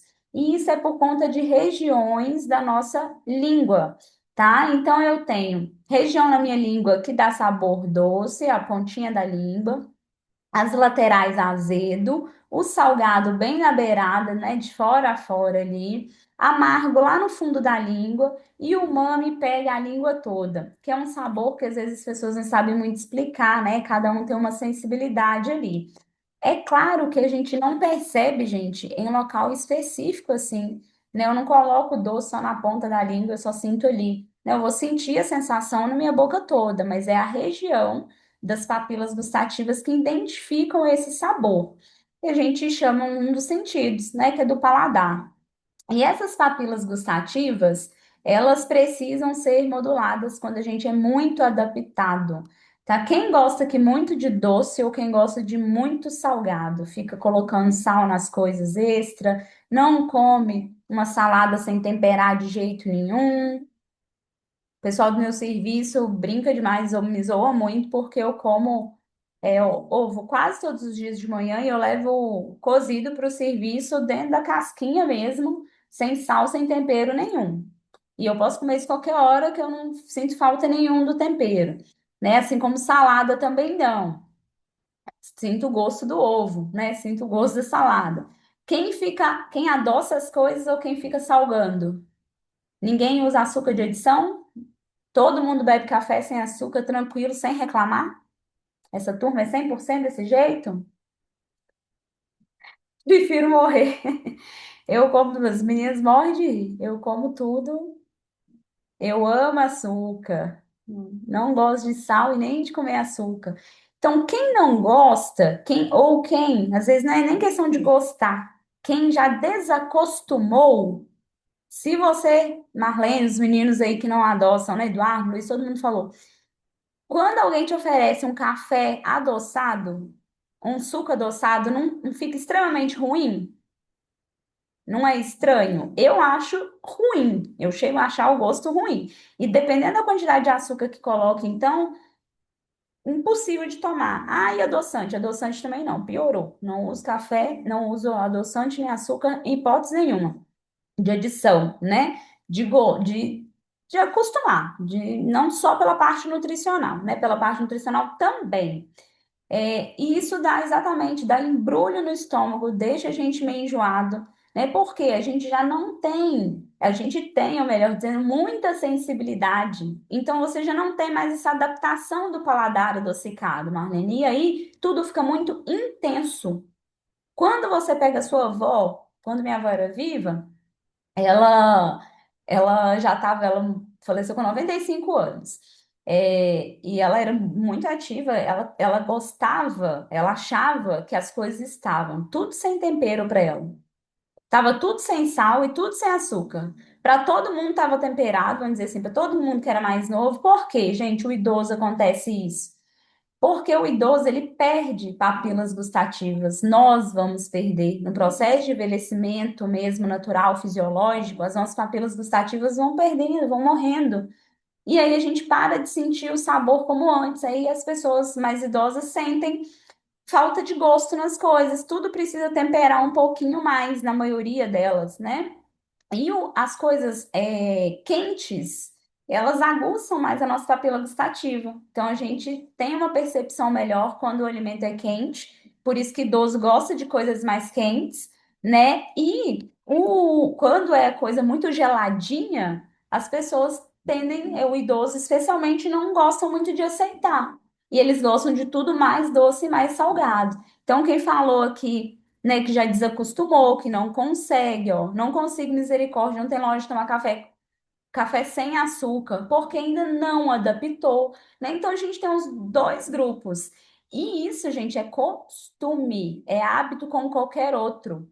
Se a gente já aprendeu a treinar, eu odiava academia e aprendi a treinar, hoje eu adoro. Tem cliente que pisou na academia pela primeira vez com 52 anos de idade, ano passado, e falava que odiava musculação, odiava academia. Hoje ela faz 6 vezes na semana. E ela fala que adora, que ela ama. Adaptação, costume, hábito. A gente cria hábito e demora com o tempo, tá? Então isso não é de uma hora para outra. E a gente modular a papila gustativa, a gente modular a mente também, modular comportamento. Então, a pessoa não vai parar de tomar açúcar porque você falou semana passada para ela que o açúcar faz mal, né? A pessoa não vai parar, às vezes, de comer um doce porque o doce causa diabetes e que isso é ruim. Ela precisa entender motivos, ela precisa ter ali uma compreensão do quanto aquilo faz mal, por que que faz mal e como que ela pode adaptar. Ah, é uma pessoa que precisa de usar o adoçante. Tá, então beleza. Primeiro vai migrar para adoçante, adoçantes de preferências naturais, né? E você vai fazendo mais gradativo. Você vai orientando o seu cliente para ele ir desacostumando devagarinho, né? Essa questão de sensibilizar as nossas papilas é fazendo o quê? Retirando aquilo que você é muito acostumado a fazer, ou, né, reduzindo a quantidade. Então, para eu parar de comer muito açúcar, eu preciso parar de me expor a alimentos com muito açúcar, com muito doce. Então, se você precisa melhorar, mas você continua colocando açúcar todos os dias, você não vai desacostumar essas papilas. Se você precisa reduzir o consumo de doce, mas você consome doce todos os dias depois do almoço, que você sente vontade, Você não vai mudar esse hábito. Você só tá, né? Às vezes você pode reduzir. Ah, antes eu comia o dia inteiro ou várias vezes, agora eu tô comendo só uma. Você tá melhorando, mas você continua estimulando. E o depender de doce não é só disso, né? Não é só por conta de papilas gustativas. Marlene vai abrir para você e vou ir lendo o que o pessoal comentou aqui. Pode ficar à vontade. Então, no caso, quando a pessoa não consegue, por exemplo, tomar um café sem açúcar, é porque o paladar dela está contaminado ou tem a ver com essas papilas aí? Não, tem a ver com muita coisa. Não é uma contaminação, tá? A gente não pode falar esse termo, que tem um paladar contaminado. É uma pessoa que pode ser mais dependente do doce, dos alimentos onde carboidrato, pode ser uma falta de serotonina, pode ser questões emocionais envolvidas, pode ser sistema de recompensa que a pessoa precisa ficar buscando toda hora uma recompensa, porque a gente busca prazer nas coisas. E comer açúcar comer carboidrato. Quando eu falo açúcar, eu estou juntando todos os outros carboidratos também, pessoal, que dão estímulos, né? De glicose. Quando a gente aumenta a glicose, aumenta junto os hormônios que a gente falou agora há pouco, dopamina e serotonina. Quando aumenta, eu fico satisfeito. Aquela pessoa que fala assim, nossa, eu como um doce, parece que vem uma paz assim, eu fico calma, nossa, que ele me dá um alívio. Isso aí, porque aumentou hormônios do bem-estar. Só que o nosso corpo não trabalha com eles lá em cima e nem com a glicose lá em cima. O pâncreas vem e produz a insulina para poder reduzir essa glicose que ele não pode deixar alta, senão a pessoa vira diabético. Quando ele reduz a glicose de novo, ele cai os hormônios, e a pessoa quer fazer o quê? Comer de novo. Então ela cria um sistema de recompensa que ela não consegue comer um pedacinho de doce. Ela não fica saciada com um pedacinho de chocolate. Enquanto ela não come a barra inteira, ela não para, né? Então, muita coisa envolvida. Pode ser hormonal, pode ser hábito, pode ser emocional, pode ser às vezes até efeitos de medicamentos, né? Se a gente estiver falando de uma pessoa com alguma patologia, e essas papilas gustativas que não estão sensíveis. Então, cada vez a pessoa precisa de coisa mais doce para ela se satisfazer, para aquilo ali ficar bom para ela. E como que faz para ajudar a pessoa caso ela queira parar? Tem como descobrir, você detectar o que a pessoa tem desses casos aí que você disse, que pode ser várias coisas. Como que eu Pode. vou descobrir? Tem como, por exemplo, descobrir se alguma questão, vamos falar assim, é, bioquímica, fazer exame bioquímico, né? Então a gente vai avaliar exames bioquímicos. Exemplo, eu posso pedir um exame de serotonina para eu ver qual que é o nível de produção de serotonina, né? Isso precisa do nutricionista e do médico, né? O Nutrition Coach não vai conseguir fazer sozinho. O Nutrition Coach vai ajudar em quê? No comportamento. Você vai exatamente criar estratégias para essa pessoa mudar o comportamento. Uma das coisas, primeira coisa, gente, a mais óbvia. Você não vai ter perto de você todos os dias. Você não vai comprar todos os dias. Você não vai ter estoque na sua casa disso. Porque senão, toda hora que estiver estressada, ansiosa, agitada, qualquer coisa triste, vou procurar o doce, né? Então a gente vai criar meios para desacostumar essa pessoa. Colocar um hobby no lugar, fazer terapia se for preciso, porque às vezes é questões emocionais, o psicólogo tem que estar junto, especialmente quando é uma compulsão alimentar, algo mais severo, né? Ou uma ansiedade generalizada. Eu tenho cliente que acorda de madrugada e vai para a rua procurar doce para comprar, porque não tem em casa. Eu tenho que ter muita força de vontade para parar, hein? Meu Deus, porque, Então é muita meu coisa. Deus. Então, é o ambiente, é o tipo de alimento que se come no dia a dia, inclusive, olhar outros fatores, como a gente falou, do intestino, tem alguma doença, tem uma- desequilíbrio intestinal, né, que está atrapalhando essa digestão, essa absorção, essa produção de hormônios do bem-estar. Então, é uma coisa que tem que ser avaliada, né? Não é um ponto só que a gente vai coletar. Mas o que vocês mais vão trabalhar é mudança de comportamento e dando outras alternativas. Eu consigo fazer um bolo que satisfaça essa pessoa sem ter 1 quilo de açúcar lá dentro? Consigo. Eu consigo orientar ela a comer um outro tipo de doce que não seja lotado de açúcar? Consigo, né? Então, a gente conhecer minimamente, vamos dizer assim, da composição dos alimentos e conhecer também as limitações que o nosso cliente tem e criar uma estratégia de ação para ele, que seja gradual. Não é sair do muito doce ou cheio de açúcar para o zero. Isso aí é uma das coisas que mais dá errado. Vou cortar. Não, precisa cortar. Se você não parar, você vai morrer. A não ser que a pessoa esteja diabética quase morrendo mesmo, né? Aí a gente tem que colocar uma pressão. Mas se não for o caso assim, é gradual. É trocar por adoçante, né? Trocar por um açúcar que causa menos impacto ruim em relação à composição. Eu não vou usar um açúcar refinado, vou usar outros tipos de açúcares. Não deixa de ser açúcar, mas tem uma composição diferente. Eu vou colocar menos, né? Quanto de açúcar que você coloca no seu café? Uma colher de sopa. Então agora a gente vai colocar meio por uma semana. Você vai me relatar o que que você percebeu, o que que você sentiu. E quem tá falando que café é ruim até você tomar um café bom, tá? Isso é uma pessoa que ficou 31 anos sem tomar café. Não gostava de café, achava café ruim, porque eu tomava café ruim. Literalmente café ruim, né? Então, quando você compra um café de qualidade também, o paladar dele é diferente na sua boca. Inclusive, a sensação do dulçor, né? Então, você percebe que ele tem, às vezes, um arominha doce natural, mas porque influencia na torre, influencia na produção, no tipo de café que vocês estão comprando. Especialmente se for de Minas, tá, gente? Tem um monte de café, ó, especial gourmet aqui top. Mas Não é gosto de verdade, sabão de às vezes a açúcar. pessoa acha o café ruim porque é uma qualidade ruim do café. Isso é. E meu sonho é tomar café, mas não dá. A cafeína me faz muito mal, então não dá. E aí não precisa tomar café também, tá, gente? Quem não gosta, né? Quem não Eu gosta, acho não muito toma chique café. tomar café na xicrinha. Acho chique Toma demais. descafeinado, Marlene. Se o problema for a cafeína, só você tomar o descafeinado.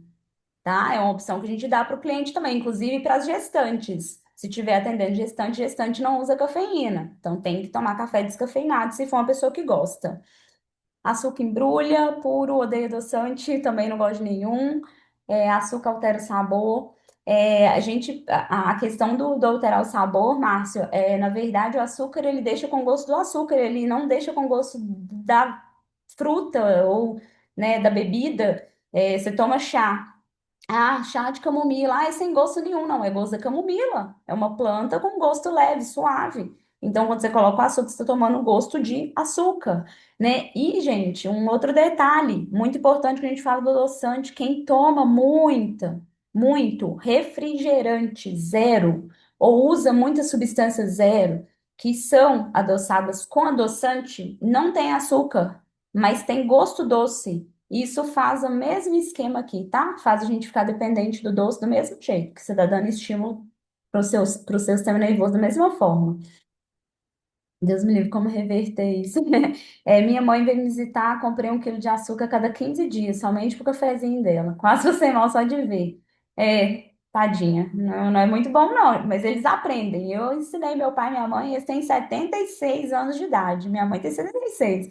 Ela aprendeu há poucos anos atrás a parar de colocar o açúcar no café. O meu filho de 15 anos, ele toma café sem açúcar. Ele mesmo faz e ele toma. E ele gosta de doce. Não é um adolescente que é neurótico, não. Ele come docinho. Sou uma ex quase obesa, um passo de cada vez, com toda certeza. Então, por isso que a gente tem que identificar, né, cada limitação e se tem limitação. Pimenta aumenta a sensibilidade das papilas. É, aumentar no sentido de perceber, Enio.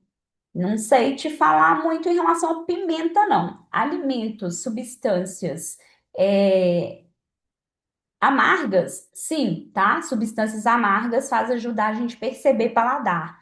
Quem, exemplo, a gente tratava com Covid, que perdeu o paladar, ou doenças que fazem perder o paladar, a gente usa substâncias amargas. Então, chá amargo, folhas azedas, folhas amargas, faz a gente sensibilizar melhor as papilas, sim, tá? Minha mãe toma café sem açúcar há anos. Ótimo. Hoje, por exemplo, eu não consigo mais tomar refrigerante normal, porque acha muito doce, né? Geralmente. E o zero, ele, né, mudou a composição também, que as pessoas reclamavam muito. Mas, infelizmente, não é um produto bom, né, gente? É o produto ultraprocessado, ultraprocessado. Deixa eu ver, mais o quê? Tem mais alguém que perguntou aqui? Já me perdi. Calma aí que eu tô chegando. As perguntas tem hora que se misturam, gente. Odeio sal, combo de carboidrato, gordura e açúcar. É, Você ter falado isso aí, Gabriel. Ô, Gabriel, você é Nutri? Eu não lembro se falou. Se falou, desculpa. Ter falado isso, o Gabriel talvez já escutou alguma palestra de um professor meu, que eu até brinco com esse termo. Gabriel até usou minha brincadeira da aula mais à frente. Não, porque a combinação, né, de carboidrato ali, do açúcar com gordura, não existe em alimentos de forma natural. Eu vou deixar vocês pensando aí até a aula que eu vou usar essa analogia aí. Vocês vão pensar até no dia de procurar um alimento natural que ele tenha, que ele seja fonte, que ele tenha carboidrato e gordura junto. E aí vocês vão me falar. Se alguém achar, vocês vão me falar qual alimento natural tem gordura e carboidrato junto. E quando eu tô falando junto, gente, é fonte, é ter os dois em proporções. Não é ter um cisco de carboidrato e um monte de gordura, não. Todo mundo fala abacate, já vem. E é errado, porque abacate não tem carboidrato, né? Quantidades insignificantes. E é o primeiro que vocês pensam, né? Então, procura um alimento gordo e lá na aula da frente a gente vai conversar sobre isso. Combo do vício, gera vício. Eu poderia falar rapidamente sobre o umami? É a primeira vez que escutei. O umami é um sabor que foi descoberto, vamos dizer assim, um pouco depois, né? Mas o umami, ele não tem muito uma descrição, vamos dizer assim. É um gosto básico. Ele junta todos os outros, tá? Então é como se fosse uma base do nosso paladar. A sensação do umami, Eduardo, é quando a gente fala assim, nossa, isso é gostoso, isso é saboroso. Isso aqui tem um gosto bom, né? Você às vezes não tem uma descrição exata do motivo que aquele gosto é bom, de onde que vem essa sensação. Mas o umami vem disso, tá? Ele é um termo até do japonês, né? Então ele é caracterizado, tem uma característica de uma sensação que fica na nossa boca por um tempo maior e que dá uma sensação de prazer, que a gente saliva quando a gente come aquele alimento, que aumenta a salivação, aquela sensação de desejo, tá? Recomendo um café aí para nós, mineiro, tem verdade. Tem muitos, gente, tem que fazer uma lista para mandar para vocês depois. Isso mesmo. Aqui em casa não tem açúcar. Na minha casa também não. Eu passo vergonha com visita. Só tem adoçante que o marido toma adoçante. Tô nessa luta aqui, Márcio, tirar o açúcar. Com o curso, eu vou fazer um projeto aqui com a família. Isso mesmo. E vai reduzindo, gente, de maneira gradativa. Dá certo. E é açúcar de adição, porque a gente vai usar açúcar nas outras coisas, nos outros carboidratos. E quando eu falo de não usar açúcar, gente, exemplo, né? Se alguém me seguir na rede social vai ver que eu como doce, tá? Doce, num que tá num bolo, um recheio de alguma coisa. Eu fui numa festa, eu dei vontade de comer um bolo diferente que tem uma calda, que tem um recheio. Eu como açúcar dessa forma, eu não adiciono açúcar, né? E esses doces que eu como, é óbvio que eu como moderado, assim como qualquer outra pessoa pode comer moderado. Eu não sou diabética, eu não preciso restringir açúcar. Só não posso comer todo dia. Não como grande quantidade, como proporção pequena e me sacia, né? Eu como um tablete de chocolate e fico tranquila. Eu passo dias, meses sem comer um chocolate ou um doce, né? A gente consegue, mas se eu quero, se eu tenho essa liberdade, eu consigo administrar, né? Não é dessa forma que a gente vai cortar para o cliente, a não ser que que ele queira cortar todo tipo de doce da vida dele. É, Açúcar altera a pressão de forma direta, não, tá? Você tá falando comi açúcar e eu vou ter hipertensão, não, né? Quem faz isso de forma direta é sal, é sódio. Agora, falta de líquido também, inclusive desidratação, né? Pode alterar a pressão arterial. Agora, o açúcar, se você tem uma frequência de consumo e você fica resistente insulínico, você está ali um pé do diabetes, você está propensa a ter outras doenças crônicas não transmissíveis, como a hipertensão. Então, tudo que é algo que pode gerar uma doença crônica não transmissível, ela pode desencadear outra. Assim como um diabetes desencadeia um problema renal, e a pessoa vai para uma hemodiálise, né? Assim como uma hipertensão que está descontrolada, ela vai te causar um infarto, uma parada cardíaca, né? Mas o açúcar, de forma direta, e alterar a sua pressão, não, ele vai aumentar a glicemia de forma direta. Sou não. Você vai conseguir, Luiz. Se queremos ajudar as pessoas a ser melhores, precisamos começar por nós mesmos. Isso aí, gente, show de bola. Passa de amendoim, castanha no geral, vocês estão chutando, né? O açaí, não, nada desses. Eu não gosto muito de doce. Açaí com leite condensado uma vez ou outra, amo, né? Cada um tem sua preferência. Eu não como doce porque não consigo comer pouco, então não como. Exato, Marlene, tem clientes assim também, né? Ontem eu atendi uma cliente que ela falou assim, eu não posso ter em casa porque se eu tiver, enquanto tiver, eu vou comer sem parar, né? Claro que tem problema emocional envolvido no caso dessa pessoa, que precisa ser tratado, mas tem gente que não tem, não compra e fica tranquilo, né? Eu uso muitas vezes como pré-treino, então é uma estratégia que às vezes pode ser legal, só não é para todo mundo, só não pode virar a balela que virou doce de leite para todo mundo aí, achando que todo treino merece doce de leite, né? Doce a gente brinca que é para os merecedores. Como é mesmo a pergunta que você fez sobre o alimento? Um alimento que seja fonte de gordura e de carboidrato ao mesmo tempo, que tenha fonte de lipídio e de carboidrato ao mesmo tempo. Só alimento industrializado tem essa combinação, natural não tem, né? Não tem mesmo. Então, vocês podem ir pensando. Quem não conseguir raciocinar aqui agora pode pensar. Mas a gente não vai achar um alimento com essas características que geram. Coco é rico em gordura, só lipídio.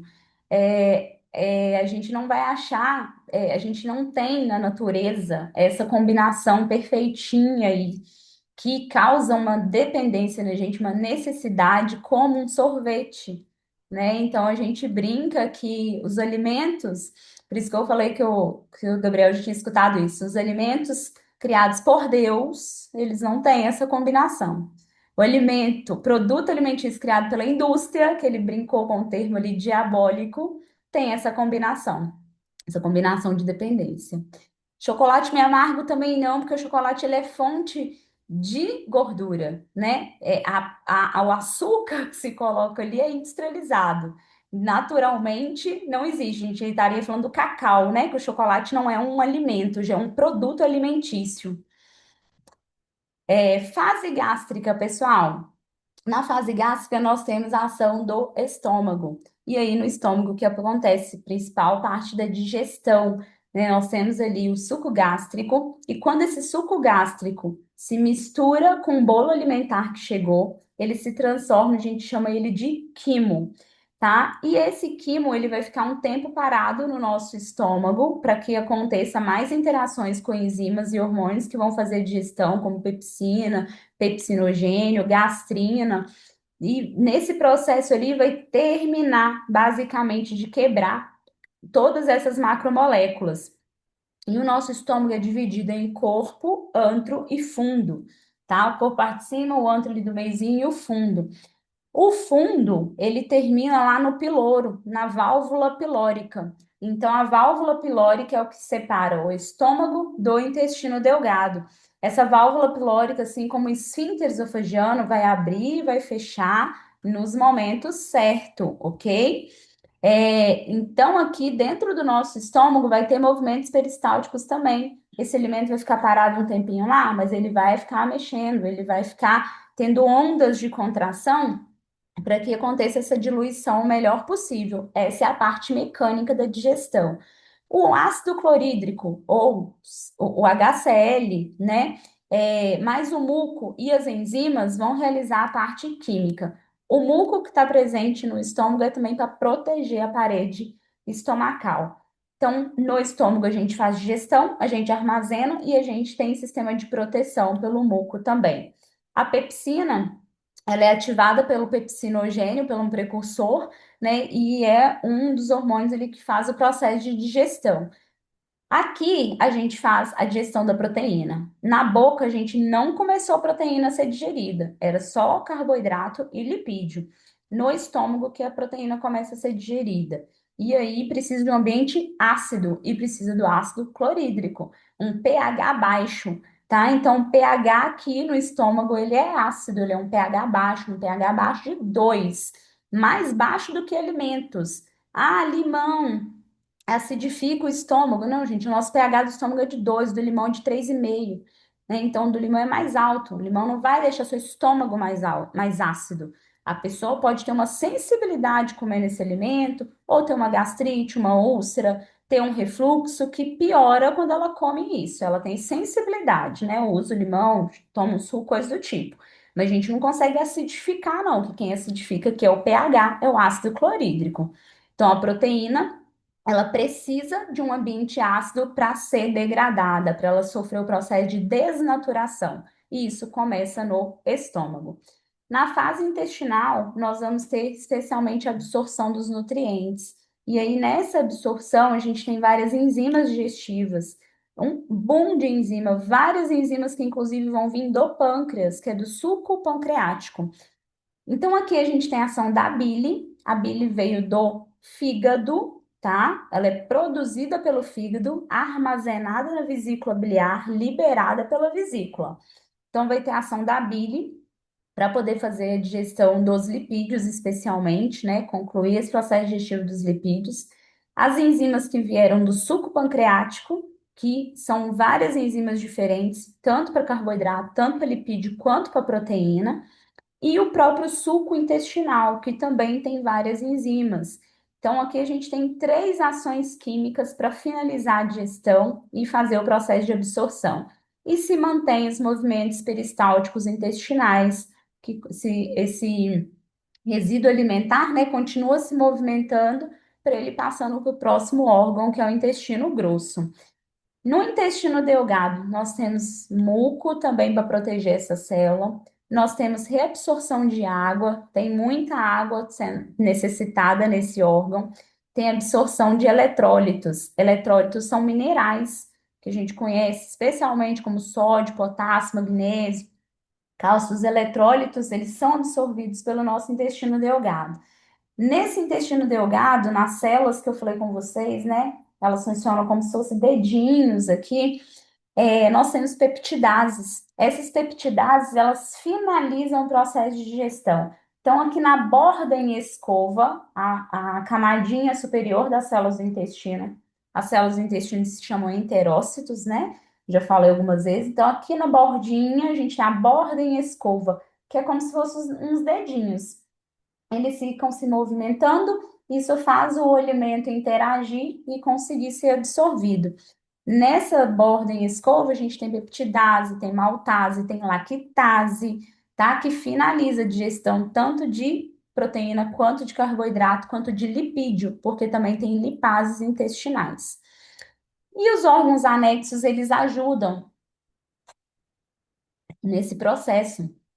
Os órgãos anexos, como o pâncreas, ele vai fazer a produção de bicarbonato para basificar esse meio, porque no estômago estava ácido, pH baixo. Lá no intestino, a gente precisa de pH alto, precisamos de um pH básico. O pH básico, para ele ser basificado, que você acabou de sair um líquido ácido, né, lá do estômago, ele precisa de bicarbonato. Então, dentro dessa secreção pancreática, desse suco pancreático, tem uma quantidade grande de bicarbonato de sódio. Aquele bicarbonato que vocês têm em casa, tá? Que usa, às vezes, inclusive quando o estômago tá ruim aí, com a vaga ideia de que vai resolver a digestão. Lá no intestino, a gente precisa desse bicarbonato para deixar o ambiente básico. Esse ambiente com pH mais alto vai propiciar a digestão. E eles vão ser capazes de terminar esse processo de digestão, né, e iniciar o processo de absorção. Na bile tem sais biliares. Esses sais biliares fazem a emulsificação das gorduras. O que que é emulsificar? Gordura mistura em água? Ninguém, né? Ninguém nunca viu gordura misturar em água. Fica aquela borrinha. Quando a gente vai lavar a louça de casa, a gente precisa de quê? Sabão, detergente, um agente emulsificante. Essa é a ação do detergente quando a gente vai lavar a louça de casa. Emulsificar, é fazer com que essa água crie uma interação com a gordura, com as moléculas de gordura, e a gente consiga limpar panelas, vasilhas. Então, os sais biliares que estão presentes na bile faz essa emulsificação, faz com que essa gordura consiga ser diluída, né? E aí a gente consegue absorver ela e vai cair o ácido graxo na corrente sanguínea para ser absorvido. Nessa imagem aqui do lado, está falando, mostrando para gente uma rota, né, que é a interação desses órgãos do fígado com o pâncreas, especialmente aqui, e que eu já expliquei um pouquinho para vocês agora há pouco. Ó. Quando eu como um alimento que tem alta taxa de glicose, acabei de falar com a Marlene isso, né, quando ela fez a perguntinha ali sobre a dependência do doce, que ele tem uma alta concentração de carboidrato, de açúcar, de doce, independente de qual produto, qual alimento que você escolheu, ele estimula o pâncreas. Esse estímulo do pâncreas vai para as células beta. As células beta são responsáveis por produzir a insulina. Então, ele vai estimular a célula beta, beta vai produzir insulina e vai falar assim: abaixa aquela glicose lá no sangue da Marlene, que ela comeu doce demais hoje à tarde e a glicose dela está nas alturas e não pode. Ela tem que usar essa glicose para movimentar, para fazer exercício para alguma coisa, ou a gente tem que guardar, a gente tem que metabolizar. Então, vai lá e reduz essa glicemia, leva ela para onde precisa. Aí o fígado fala assim: ó, pode mandar, tá? Eu consigo absorver aqui, eu consigo guardar uma parte. Ele faz um depósito de glicose na forma de uma substância que vocês vão anotar, porque a gente vai falar dela um milhão de vezes, eu vou perguntar lá na frente. Glicogênio, tá? Ele armazena glicogênio, glicogênio hepático, hepático que vem de fígado. Então, quando esse açúcar que estava em excesso lá na corrente sanguínea foi controlado pela insulina, ela é mandada pro parte dela, né, é mandada pro fígado e se armazena na forma de glicogênio. Aí nós temos uma reserva energética na forma de glicogênio. Quando eu preciso dessa energia, e essa energia de glicogênio guardada no fígado, ela serve para o nosso corpo todo. Então, quando eu preciso de energia, porque eu fiquei longas horas sem comer, nossa, hoje não deu tempo de comer nada, menino. Eu fiz uma refeição de manhã, já é 8 horas da noite, eu ainda não comi e você morreu. Você caiu desmaiado? Aconteceu alguma coisa? Não. Por quê? Porque seu fígado falou assim: tem glicogênio aqui. E a Marlene passou o dia inteiro sem comer, a glicose dela tá baixando, vai ficar fraca, tem que esperar a hora dela comer. Então vamos quebrar esse glicogênio, vamos liberar esse glicogênio. Ou senão a Marlene foi para um treino e fez um treinão, né? O Luiz foi lá e treinou pesadíssimo musculação. O fígado dele vai falar a mesma coisa. Libera o glicogênio que tem armazenado aí, ó, porque o treino do Luiz não acabou, não. Tá muito intenso. Aí ele vai liberar isso para nós na forma de glicose, vai aumentar o nosso nível de glicose no sangue de novo, vai dar energia para produzir o ATP, que a gente vai ver na aula mais à frente, a próxima aula, inclusive. Esse glicogênio, a gente também armazena ele no músculo, tá? Nós temos glicogênio muscular. Só que esse glicogênio muscular, gente, ele é destinado para o músculo. O músculo é egoísta. Se você tiver tema hipoglicemia, o seu músculo não vai te dar glicogênio, tá? Ele vai falar assim: quebra o glicogênio e usa para mim. Eu tô fraco aqui, então eu preciso desse glicogênio para mim. Então a gente tem duas formas de armazenar glicose no nosso corpo: um pouquinho de glicogênio muscular, um pouquinho de glicogênio hepático. Eles acabam rápido, fácil. Qual que é a nossa principal forma de pegar essa açúcar todo que está sobrando, transformar em gordura? Por isso que a gente engorda, por isso que a gente vai criando uns colotezinhos, porque isso a gente consegue armazenar em grande quantidade. O glicogênio tem limite. E o contrário, quando eu quebro esse glicogênio, eu tenho uma ação de um hormônio que se chama glucagon, que também é produzido pelo pâncreas, mas agora pelas células alfa. Esse glucagon, ele vai estimular essa quebra do glicogênio para liberar a glicose. E aí, essa glicose vai cair na corrente sanguínea e vai te dar energia. Luiz, Professora, só voltar um pouquinho, que eu fiquei na dúvida lá da emulsificação. É a bilis que faz a ligação com a molécula, com a gordura para fazer a emulsificação? Eu não lembro os agora. sais, os sais biliares que estão presentes na bile. A bile é um componente, né, um composto. E dentro da bile tem sais biliares. Aí um dos papéis dos sais biliares é fazer emulsificação de gordura. Ah, Ok? tá. Beleza. Obrigado. Tranquilo. Eduardo? Só tirar uma dúvida do glucagon. O glucagon é liberado pelo fígado para jogar a glicose durante o treinamento, no caso, o que já Não, está estocado.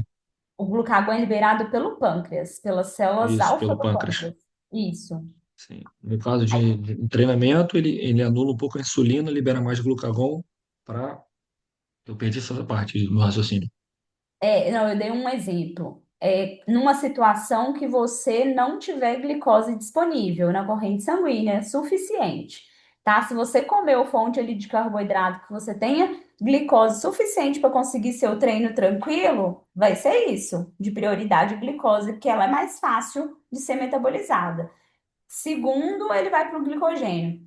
Você comeu antes de treinar. Vamos supor que você fez uma refeição pré-treino, tinha carboidrato. Você fez um treino que você deu conta ali de usar aquela glicose que estava na sua corrente sanguínea. Seu depósito de Uhum. glicogênio pode ficar intacto, a depender do tanto de glicose que você tinha e da intensidade do treino que você fez. Se a pessoa foi treinar de manhã em jejum, a última refeição dela foi lá às 7 horas da noite, ela foi treinar às 7 horas da manhã do outro dia. Tem glicose em quantidade alta na corrente sanguínea? Não pode ter. Você só vai ter se você for diabético. Se você não for, você não pode ter uma glicose alta. Você vai treinar em jejum. Aí seu fígado vai perceber, né? Seu pâncreas vai perceber e vai falar assim: opa, a glicose do Eduardo tá baixa, ele tá treinando. Então, manda um recado pro fígado quebrar o glicogênio que ele tem e produzir ATP para ele continuar fazendo esse exercício até ele conseguir fazer uma próxima refeição. Mesma coisa se você pensar que você está preso num lugar sem comer há dias. A gente não morre com 2 dias sem comer, por quê? Porque a gente tem reserva. Então, a reserva primeiro que vai ser utilizada é glicogênio, depois vai ser utilizado músculo, depois vai ser utilizado gordura, tá? Mais ou menos assim, pra entender? Então, Entendi. assim, Então, no seu treino, você pode sim quebrar glicogênio para poder mandar glicose para a corrente sanguínea se o seu treino precisar disso. Se você não tiver entendi. via alimentar suficiente, senão vai ficar um depósitozinho de glicogênio hepático lá no seu fígado. Sim, então, basicamente, se eu tiver num esporte de um endurance, de alta duração, ele vai compensar nesse sentido, porque a glicose não vai ficar tanto tempo assim na corrente sanguínea, correto? Correto, pode acontecer. Não é o ideal, porque se você faz um endurance e é longa duração, a gente repõe carboidrato durante. A gente não deixa essa Durante. pessoa ficar sem carboidrato. Então, tem reposições intra-treino, né? Ou intra-prova. Ok? Luiz? Beleza. Obrigado. É que também entra um pouco na parte mais de medicação aqui, que eu fiquei na dúvida sobre esse glucagon, que eu sei que a Tá? retratutida, o pessoal faz Não, aqui a utilização. gente não está falando de medicamento, não. Não, não, é só para comentar que dessa parte da retratutida, que ela tem essa liberação do glucagon para essa parte de Ah, emagrecimento. Então acontece isso, ele libera esse glucagon, a pessoa vai gastar mais energia, seria isso? Quando toma retratutida? Que uma das substâncias que libera também na retratutida é o glucagon lá, né? a retratutida ela atua em GIP e GLP-1, né? Você está falando de liberar mais glucagon? É, da retratutida diz que o pessoal fala um dos avanços dela para a tirzepatida, que ela também entra nessa área do glucagon. Ah, Aí tá. eu É não porque sei. ela atua, né? É porque eles atuam, são os análogos, é porque onde tem análogo que atua em dois análogos, né? E Uhum, outros que atuam em três. Então, a retrotirida ela atua em GLP-1, em GIP uhum, e em glucagon, tá? Mas ela não sim. libera mais glucagon, não. Não é que é um Uhum. efeito triplo agonista, né? Esse efeito triplo agonista, ele força o seu pâncreas a produzir mais glucagon e aí ela age nos receptores ali para deixar ele mais ativo, né? Mas não Aí que necessariamente provoca, aí que já ajuda no emagrecimento, no caso, então. vai contribuir no emagrecimento, porque tem os outros também, né? Igual o GLP-1. O GLP-1 ela atua no GLP-1 porque o GLP-1 ele tira a fome, ele reduz o apetite. E o GIP ele melhora a resposta insulínica. Então, vai estar deixando o seu organismo mais sensível à insulina, fazendo essa insulina controlar melhor a sua glicose, por isso que ele é utilizado como medicamento para diabetes, né? O outro vai deixar esse glucagon mais eficiente para usar a energia de forma mais, vamos falar assim, estratégica, porque você vai estar consumindo baixas quantidades de alimento, consequentemente de caloria, e no GIP e no GLP-1 ali, porque tira a fome. O GLP-1 é um hormônio anorexígeno, né? Certo? Beleza, Então, obrigado. se temos uma boa alimentação, esse tempo pode ser mais? Você fala o tempo de treino, Marlene? Pode, mas depende, Não, é tá? porque você falou que por isso que a gente não morre se ficar 2 dias sem comer, por exemplo. Então, se eu tenho uma boa alimentação, isso pode aumentar ou tudo é a mesma coisa? Aumentar o quê? Não Energia. consigo entender a pergunta. Porque nós temos energia em estoque, ele vai usar. Aí, se eu ficar 2 dias, Aumentar o seu depósito de energia? então eu não morro por causa da energia que está estocada, certo? Certo. Se eu tenho uma boa alimentação, esse tempo pode demorar mais ou é a mesma coisa? Mas demorar de quê? De morrer? De Eu não tô morrer, não, de morrer. Não, não. Aqui o exemplo que eu quis dar é no sentido de que a gente tem energia armazenada na forma de gordura e de glicose. Glicose na forma de glicogênio muscular e hepático, um pouquinho. Gordura, a gente tem uma proporção significativa do corpo. Eu comer saudável aumenta minha longevidade por estar nutrindo melhor o meu organismo. Mas aí não tem relação com o exemplo que eu dei. Eu Ah, dei o exemplo no sentido se você foi sequestrada, está presa em uma floresta, você caiu num penhasco e você não tem comida. Você não vai morrer no dia seguinte, né? Então, seu corpo tem formas de evitar a sua morte até um certo período de tempo, se você ficar sem alimentar, uhum, tá? Agora, comer saudável a gente espera e a gente, né, tem orientações da ciência exatamente que melhoram, né, a nossa longevidade. Mas não posso falar assim, ah, eu como bem, eu como uma quantidade boa de comida e por isso eu vou morrer mais tarde do que o Luiz, porque ele come menos que eu, porque ele faz jejum intermitente. Não, né? Não posso fazer essa associação. Então, o fígado, pessoal, tem, né, tem funções diversas. A principal é detoxicação. O fígado ajuda a gente a mandar coisas ruins para fora do nosso corpo. Metaboliza medicamento, agrotóxicos, substâncias químicas, conservantes, tudo que for de aditivo, ele vai remover, ele vai ajudar a eliminar a toxicidade do nosso organismo, consequentemente auxiliando na redução do nosso processo inflamatório. Ele sintetiza proteínas, especialmente a albumina, que é uma proteína que é determinante para a nossa vida. Se o nosso nível de albumina cai, eu vou morrer, né? Se é uma queda severa. Pessoas saudáveis, isso não vai acontecer, dificilmente. Precisa ter uma patologia associada. Os meus pacientes que têm caquexia, sarcopenia, que são oncológicos, que têm doenças graves em estado terminais, a maioria deles tem albumina baixa. E ela reduz o tempo de vida, né? Dependendo do grau ali, você vai ter um edema generalizado e isso se torna incompatível com a vida. E o fígado faz a produção da enzima como a albumina. Ele degrada o álcool e outras substâncias tóxicas do nosso organismo. Ele destrói as hemácias velhas do nosso corpo, da nossa corrente sanguínea, e os resíduos ali das hemácias, né, que é as células vermelhas do nosso sangue, ele transforma em bilirrubina, dessa hemoglobina transforma em bilirrubina. E a bilirrubina é um pigmento que é presente na bile, que é um pigmento esverdeado. Às vezes, quando a pessoa passa muito mal, tem vômitos muito intensos, fala assim, ai, fulano vomitou até a bile. Vomita, tem um vômito, né, esverdeado. Ele secreta a bile, então ele produz a bile, ele secreta a bile, e a bile faz parte do nosso processo de digestão, tá? E ele também remove moléculas de glicose do sangue, porque a gente viu ali na imagem, ele tira a molécula de glicose do sangue e guarda lá dentro dele na forma de glicogênio.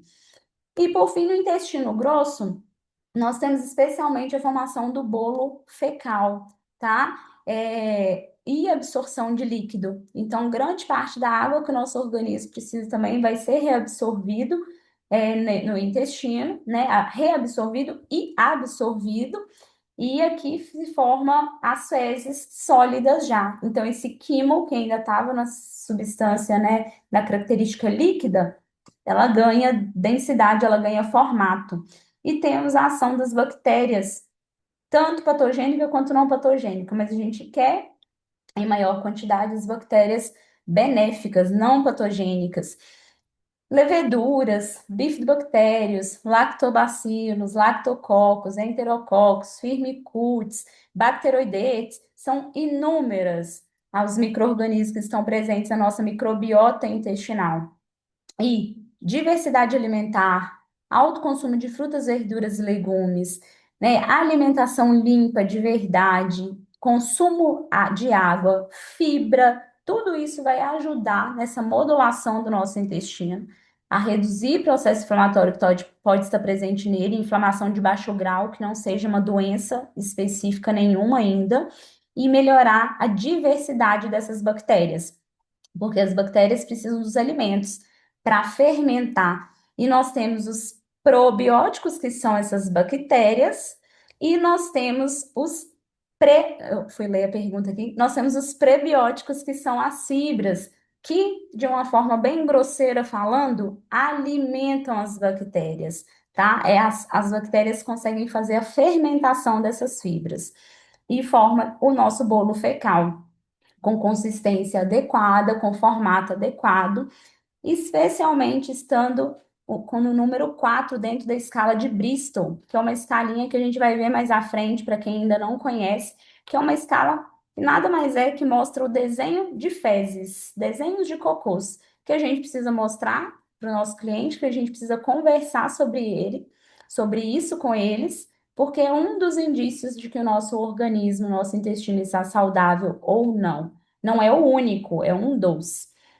Então, aqui a gente tem uma ação simbiótica. Nós temos bactérias que fazem bem para nós, reduzem inflamação, potencializa o nosso sistema imune, ajuda a absorver nutrientes, inclusive produz vitaminas, enzimas e proteínas dentro do nosso intestino, fermenta substrato energético, que no caso são as fibras, ajuda a combater vírus e bactérias que pode estar dentro do nosso corpo e, de um modo geral, contribui para a nossa saúde, tá? Isso tudo que nós estamos falando aqui sobre digestão e absorção depende do nosso estilo de vida, depende do exercício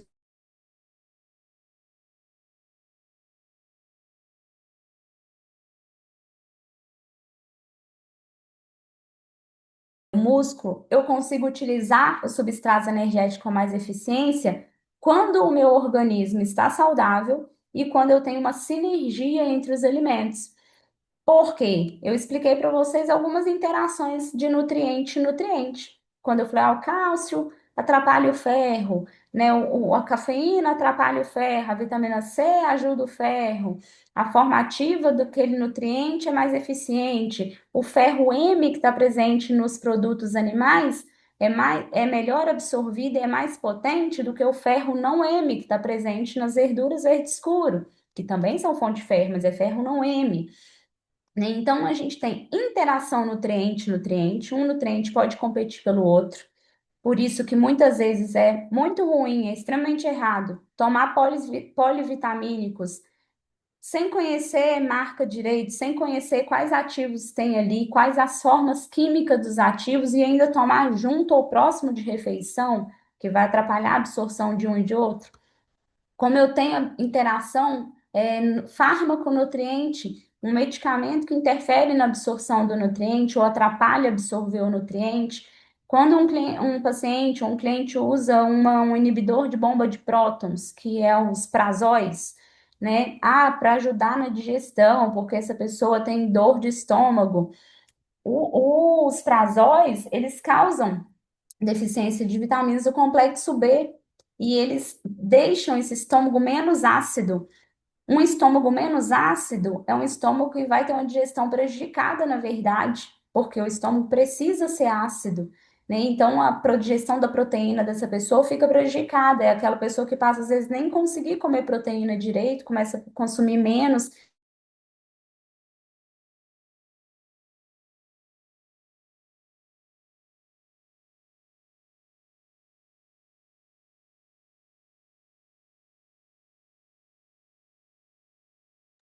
Acho que a Polly tá com a internet travando. Deixa eu ver se tem ela, porque Necrofílico eu tô. fisiológico. Polly, você tá travando. Oi, agora que apareceu aqui para mim. Voltou? Agora sim, voltou. Não, travou de novo. Não, ainda não estou falando. Mas tá para mim não tá travado, vocês estão normais. Não, mas para que tá travando pra Tá gente? ok? Mas já voltou? Oi? Agora sim, já voltou. Voltou? Então aqui tava concluindo de falar com vocês Para mim tá normal. Então, qualquer coisa vocês vão avisando, beleza. O ciclo vital, né? Porque o nosso estado, a nossa idade, o nosso processo de envelhecimento fisiológico vai alterar a nossa capacidade digestiva absortiva, a produção de enzimas, de hormônios, de compostos para digestão, e não só o estado, o envelhecimento fisiológico, o envelhecimento precoce, que pode acontecer exatamente por conta de má alimentação, de falta de exercício físico, de excesso de exposições às coisas tóxicas que nós temos hoje em dia. Então, todos esses fatores aqui interferem nos alimentos e na forma de aproveitar os nutrientes que nós temos. No finalzinho, pessoal, tem esses vídeos, e especialmente vídeos que é um material complementar, porque essa aula é uma aula mais densa, né, com muitos detalhezinhos de informações, e para quem às vezes nunca viu ou está vendo de primeira vez, fica, né, preocupado ou fica ansioso com o tanto de informação, então a gente costuma colocar alguns.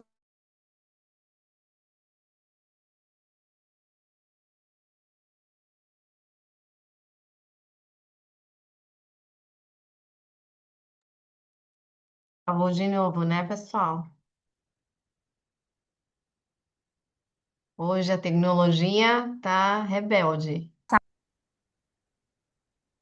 Travou Co- de novo? Olhe, Que parte que travou? bem no finalzinho que você estava falando dos vídeos. Tá. Então, é mais material complementar mesmo, porque eu falei que são muitas informações, às vezes tem gente que gosta de ter coisas visuais, né? Ou às vezes fica apreensivo com coisas que são novas. A gente não vai aprender tudo em 2 horas mesmo, precisa estudar extra e é importante acompanhar esses materiais. E eu ia falar que eu gosto de passar um videozinho nessa aula, mas acabou que não deu tempo por conta até do imprevisto ali do Zoom no início, né? Então eu vou deixar esse vídeo com vocês também, vou pedir a Sol para colocar. Esse é um vídeo bem legal, dá para a gente passar ele na nossa aula de revisão, tá?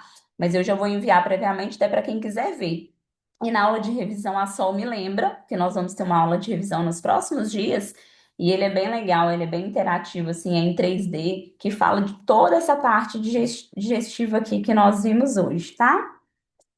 Deixa eu voltar aqui agora para eu ver a pergunta. Vou aproveitar e perguntar para se todo mundo tem acesso à comunidade, não só à plataforma, como a espaço de comunicação. Vocês têm que ingressar no inbox da sua plataforma, que lá vocês têm o convite, porque tudo que a professora enviar para mim, eu vou colocar por lá. Se alguém tiver problema sem acessar, é só escrever lá na secretaria que as meninas vão orientar vocês. Sim, mas se não, é só entrar pelo inbox da plataforma e lá vocês vão encontrar o convite para a comunidade de comunicação da turma 110. Certo? Aqui o colega perguntou sobre autofagia, né? Isso é a mesma coisa. Caso a autofagia é a mesma coisa do glicogênio, atua em nosso sistema digestivo? Não, né? Autofagia é comer a si, né? Vem do ato de do organismo se comer, vamos dizer assim, de uma forma bem grotesca. Metabolismo de glicogênio é outra coisa, né? Metabolismo de glicogênio, a gente está falando de metabolismo de pâncreas e de fígado, de outros órgãos, e que você não está comendo nada do seu corpo, vamos dizer assim. Isso aí a gente faz armazenamento, é para ser usado e a gente ressintetiza isso todos os dias quando a gente realimenta. Então, ato de alimentar e realimentar é exatamente para a gente manter esses depósitos que são necessários para o corpo, tá? Então, isso aí é necessidade mesmo. Na nossa terceira aula que consegui, vi que tem uma área que consigo ver o slide junto com a explicação. Estou só pelo celular. Não entendi, Luiz. Você fala, o slide é a explicação de quê? Não, eu Você tenho o quer... slide, pô. Eu tava marcando, na verdade. Eu não tinha visto uma área aqui para conseguir ver o slide junto, né? Eu só escuto aqui, mas eu não tenho o slide, por não ter o Tá, porque pelo notebook, né? celular, né? Daí tem outra sessão aqui que eu não tinha visto. Só na terceira aula que eu acabei vendo aqui, de burrice Ah, mesmo. sim. Não, mas aqui no celular fica mais difícil mesmo, tá? É. Eu tenho que imprimir, eu vou ter que até imprimir essas aulas assim, os slides, para mim poder acompanhar aqui que é melhor. Eu não consegui, na verdade, ver para imprimir pelo aplicativo. Não sei se tem essa opção ou se é só por notebook, por computador. Se alguém conseguiu imprimir também ou não. A Sol dá qualquer coisa sem informação. Já teve uma época que não conseguia imprimir, o sistema não deixava. Aí eu não sei se a plataforma nova isso já conseguiu ser mudado. As Tem que meninas que vão. acessar pelo computador. Depois eu vou perguntar lá para as meninas se com o aplicativo também tem a opção, mas se você puder acessar desde o computador, e se não, é só pedir lá na secretaria o slide, o e-book, e as meninas mandam para você, se você não está conseguindo acessar. E só Obrigado. para concluir da pergunta da autofagia, né, para explicar um pouquinho, na autofagia, no caso, é um processo fisiológico também do nosso corpo, tá? É natural, não é a mesma coisa, mas foi um exemplo que eu falei agora há pouco, que é, fígado destrói as hemácias, né? As hemácias que estão velhas, que estão disfuncionais. Então, é um exemplo da autofagia, é uma destruição de células que o nosso corpo não utiliza mais, né? Que não estão boas para o organismo. E aí, não é funcional para si, né? E aí, nós temos outras organelas que chamam lisossomos, que fazem uma reciclagem, que fazem um reaproveitamento. Então, proteína que está defeituosa, que foi mal formada, organela que não foi digerida, né? Então, isso é transformado em outros ativos, outras substâncias menores, como aminoácidos, como ácidos graxos, para o corpo reutilizar, ok? Mas nesse sentido. Certo, gente? Mais dúvidas, perguntas? Só anota aí pra gente, para eu não esquecer também, vocês se lembram, né, todo mundo, de ver o videozinho na aula de revisão, tá? Que é um vídeo legal da gente ver junto. Tá Mas bom. a gente envia também, Então, tá? Pra enquanto vocês você terem me passar, disponível. coloco lá na comunidade. Isso. Tem perguntas, pessoal? Então, vamos com a fotinha do final da aula? Vamos lá no 3, caprichem, que depois essas fotos são para formatura, hein? No 3, 1, 2, 3, sim, X. Pronto, pessoal. Bom, estudem, façam os quiz lá na plataforma. Em- as aulas gravadas já estão disponíveis, enquanto a gente fazer o upload dessa aula no YouTube, talvez para amanhã à tarde já vai estar lá na plataforma. E é isso, pessoal. Qualquer dúvida, também é só escrever lá pela secretaria que tem atenção lá e respondem rápido, sim? Então, até semana Obrigada, que vem. Obrigada, Polly. Fiquem com Deus. obrigada a vocês pelo carinho. Com Deus. Beijo, pessoal.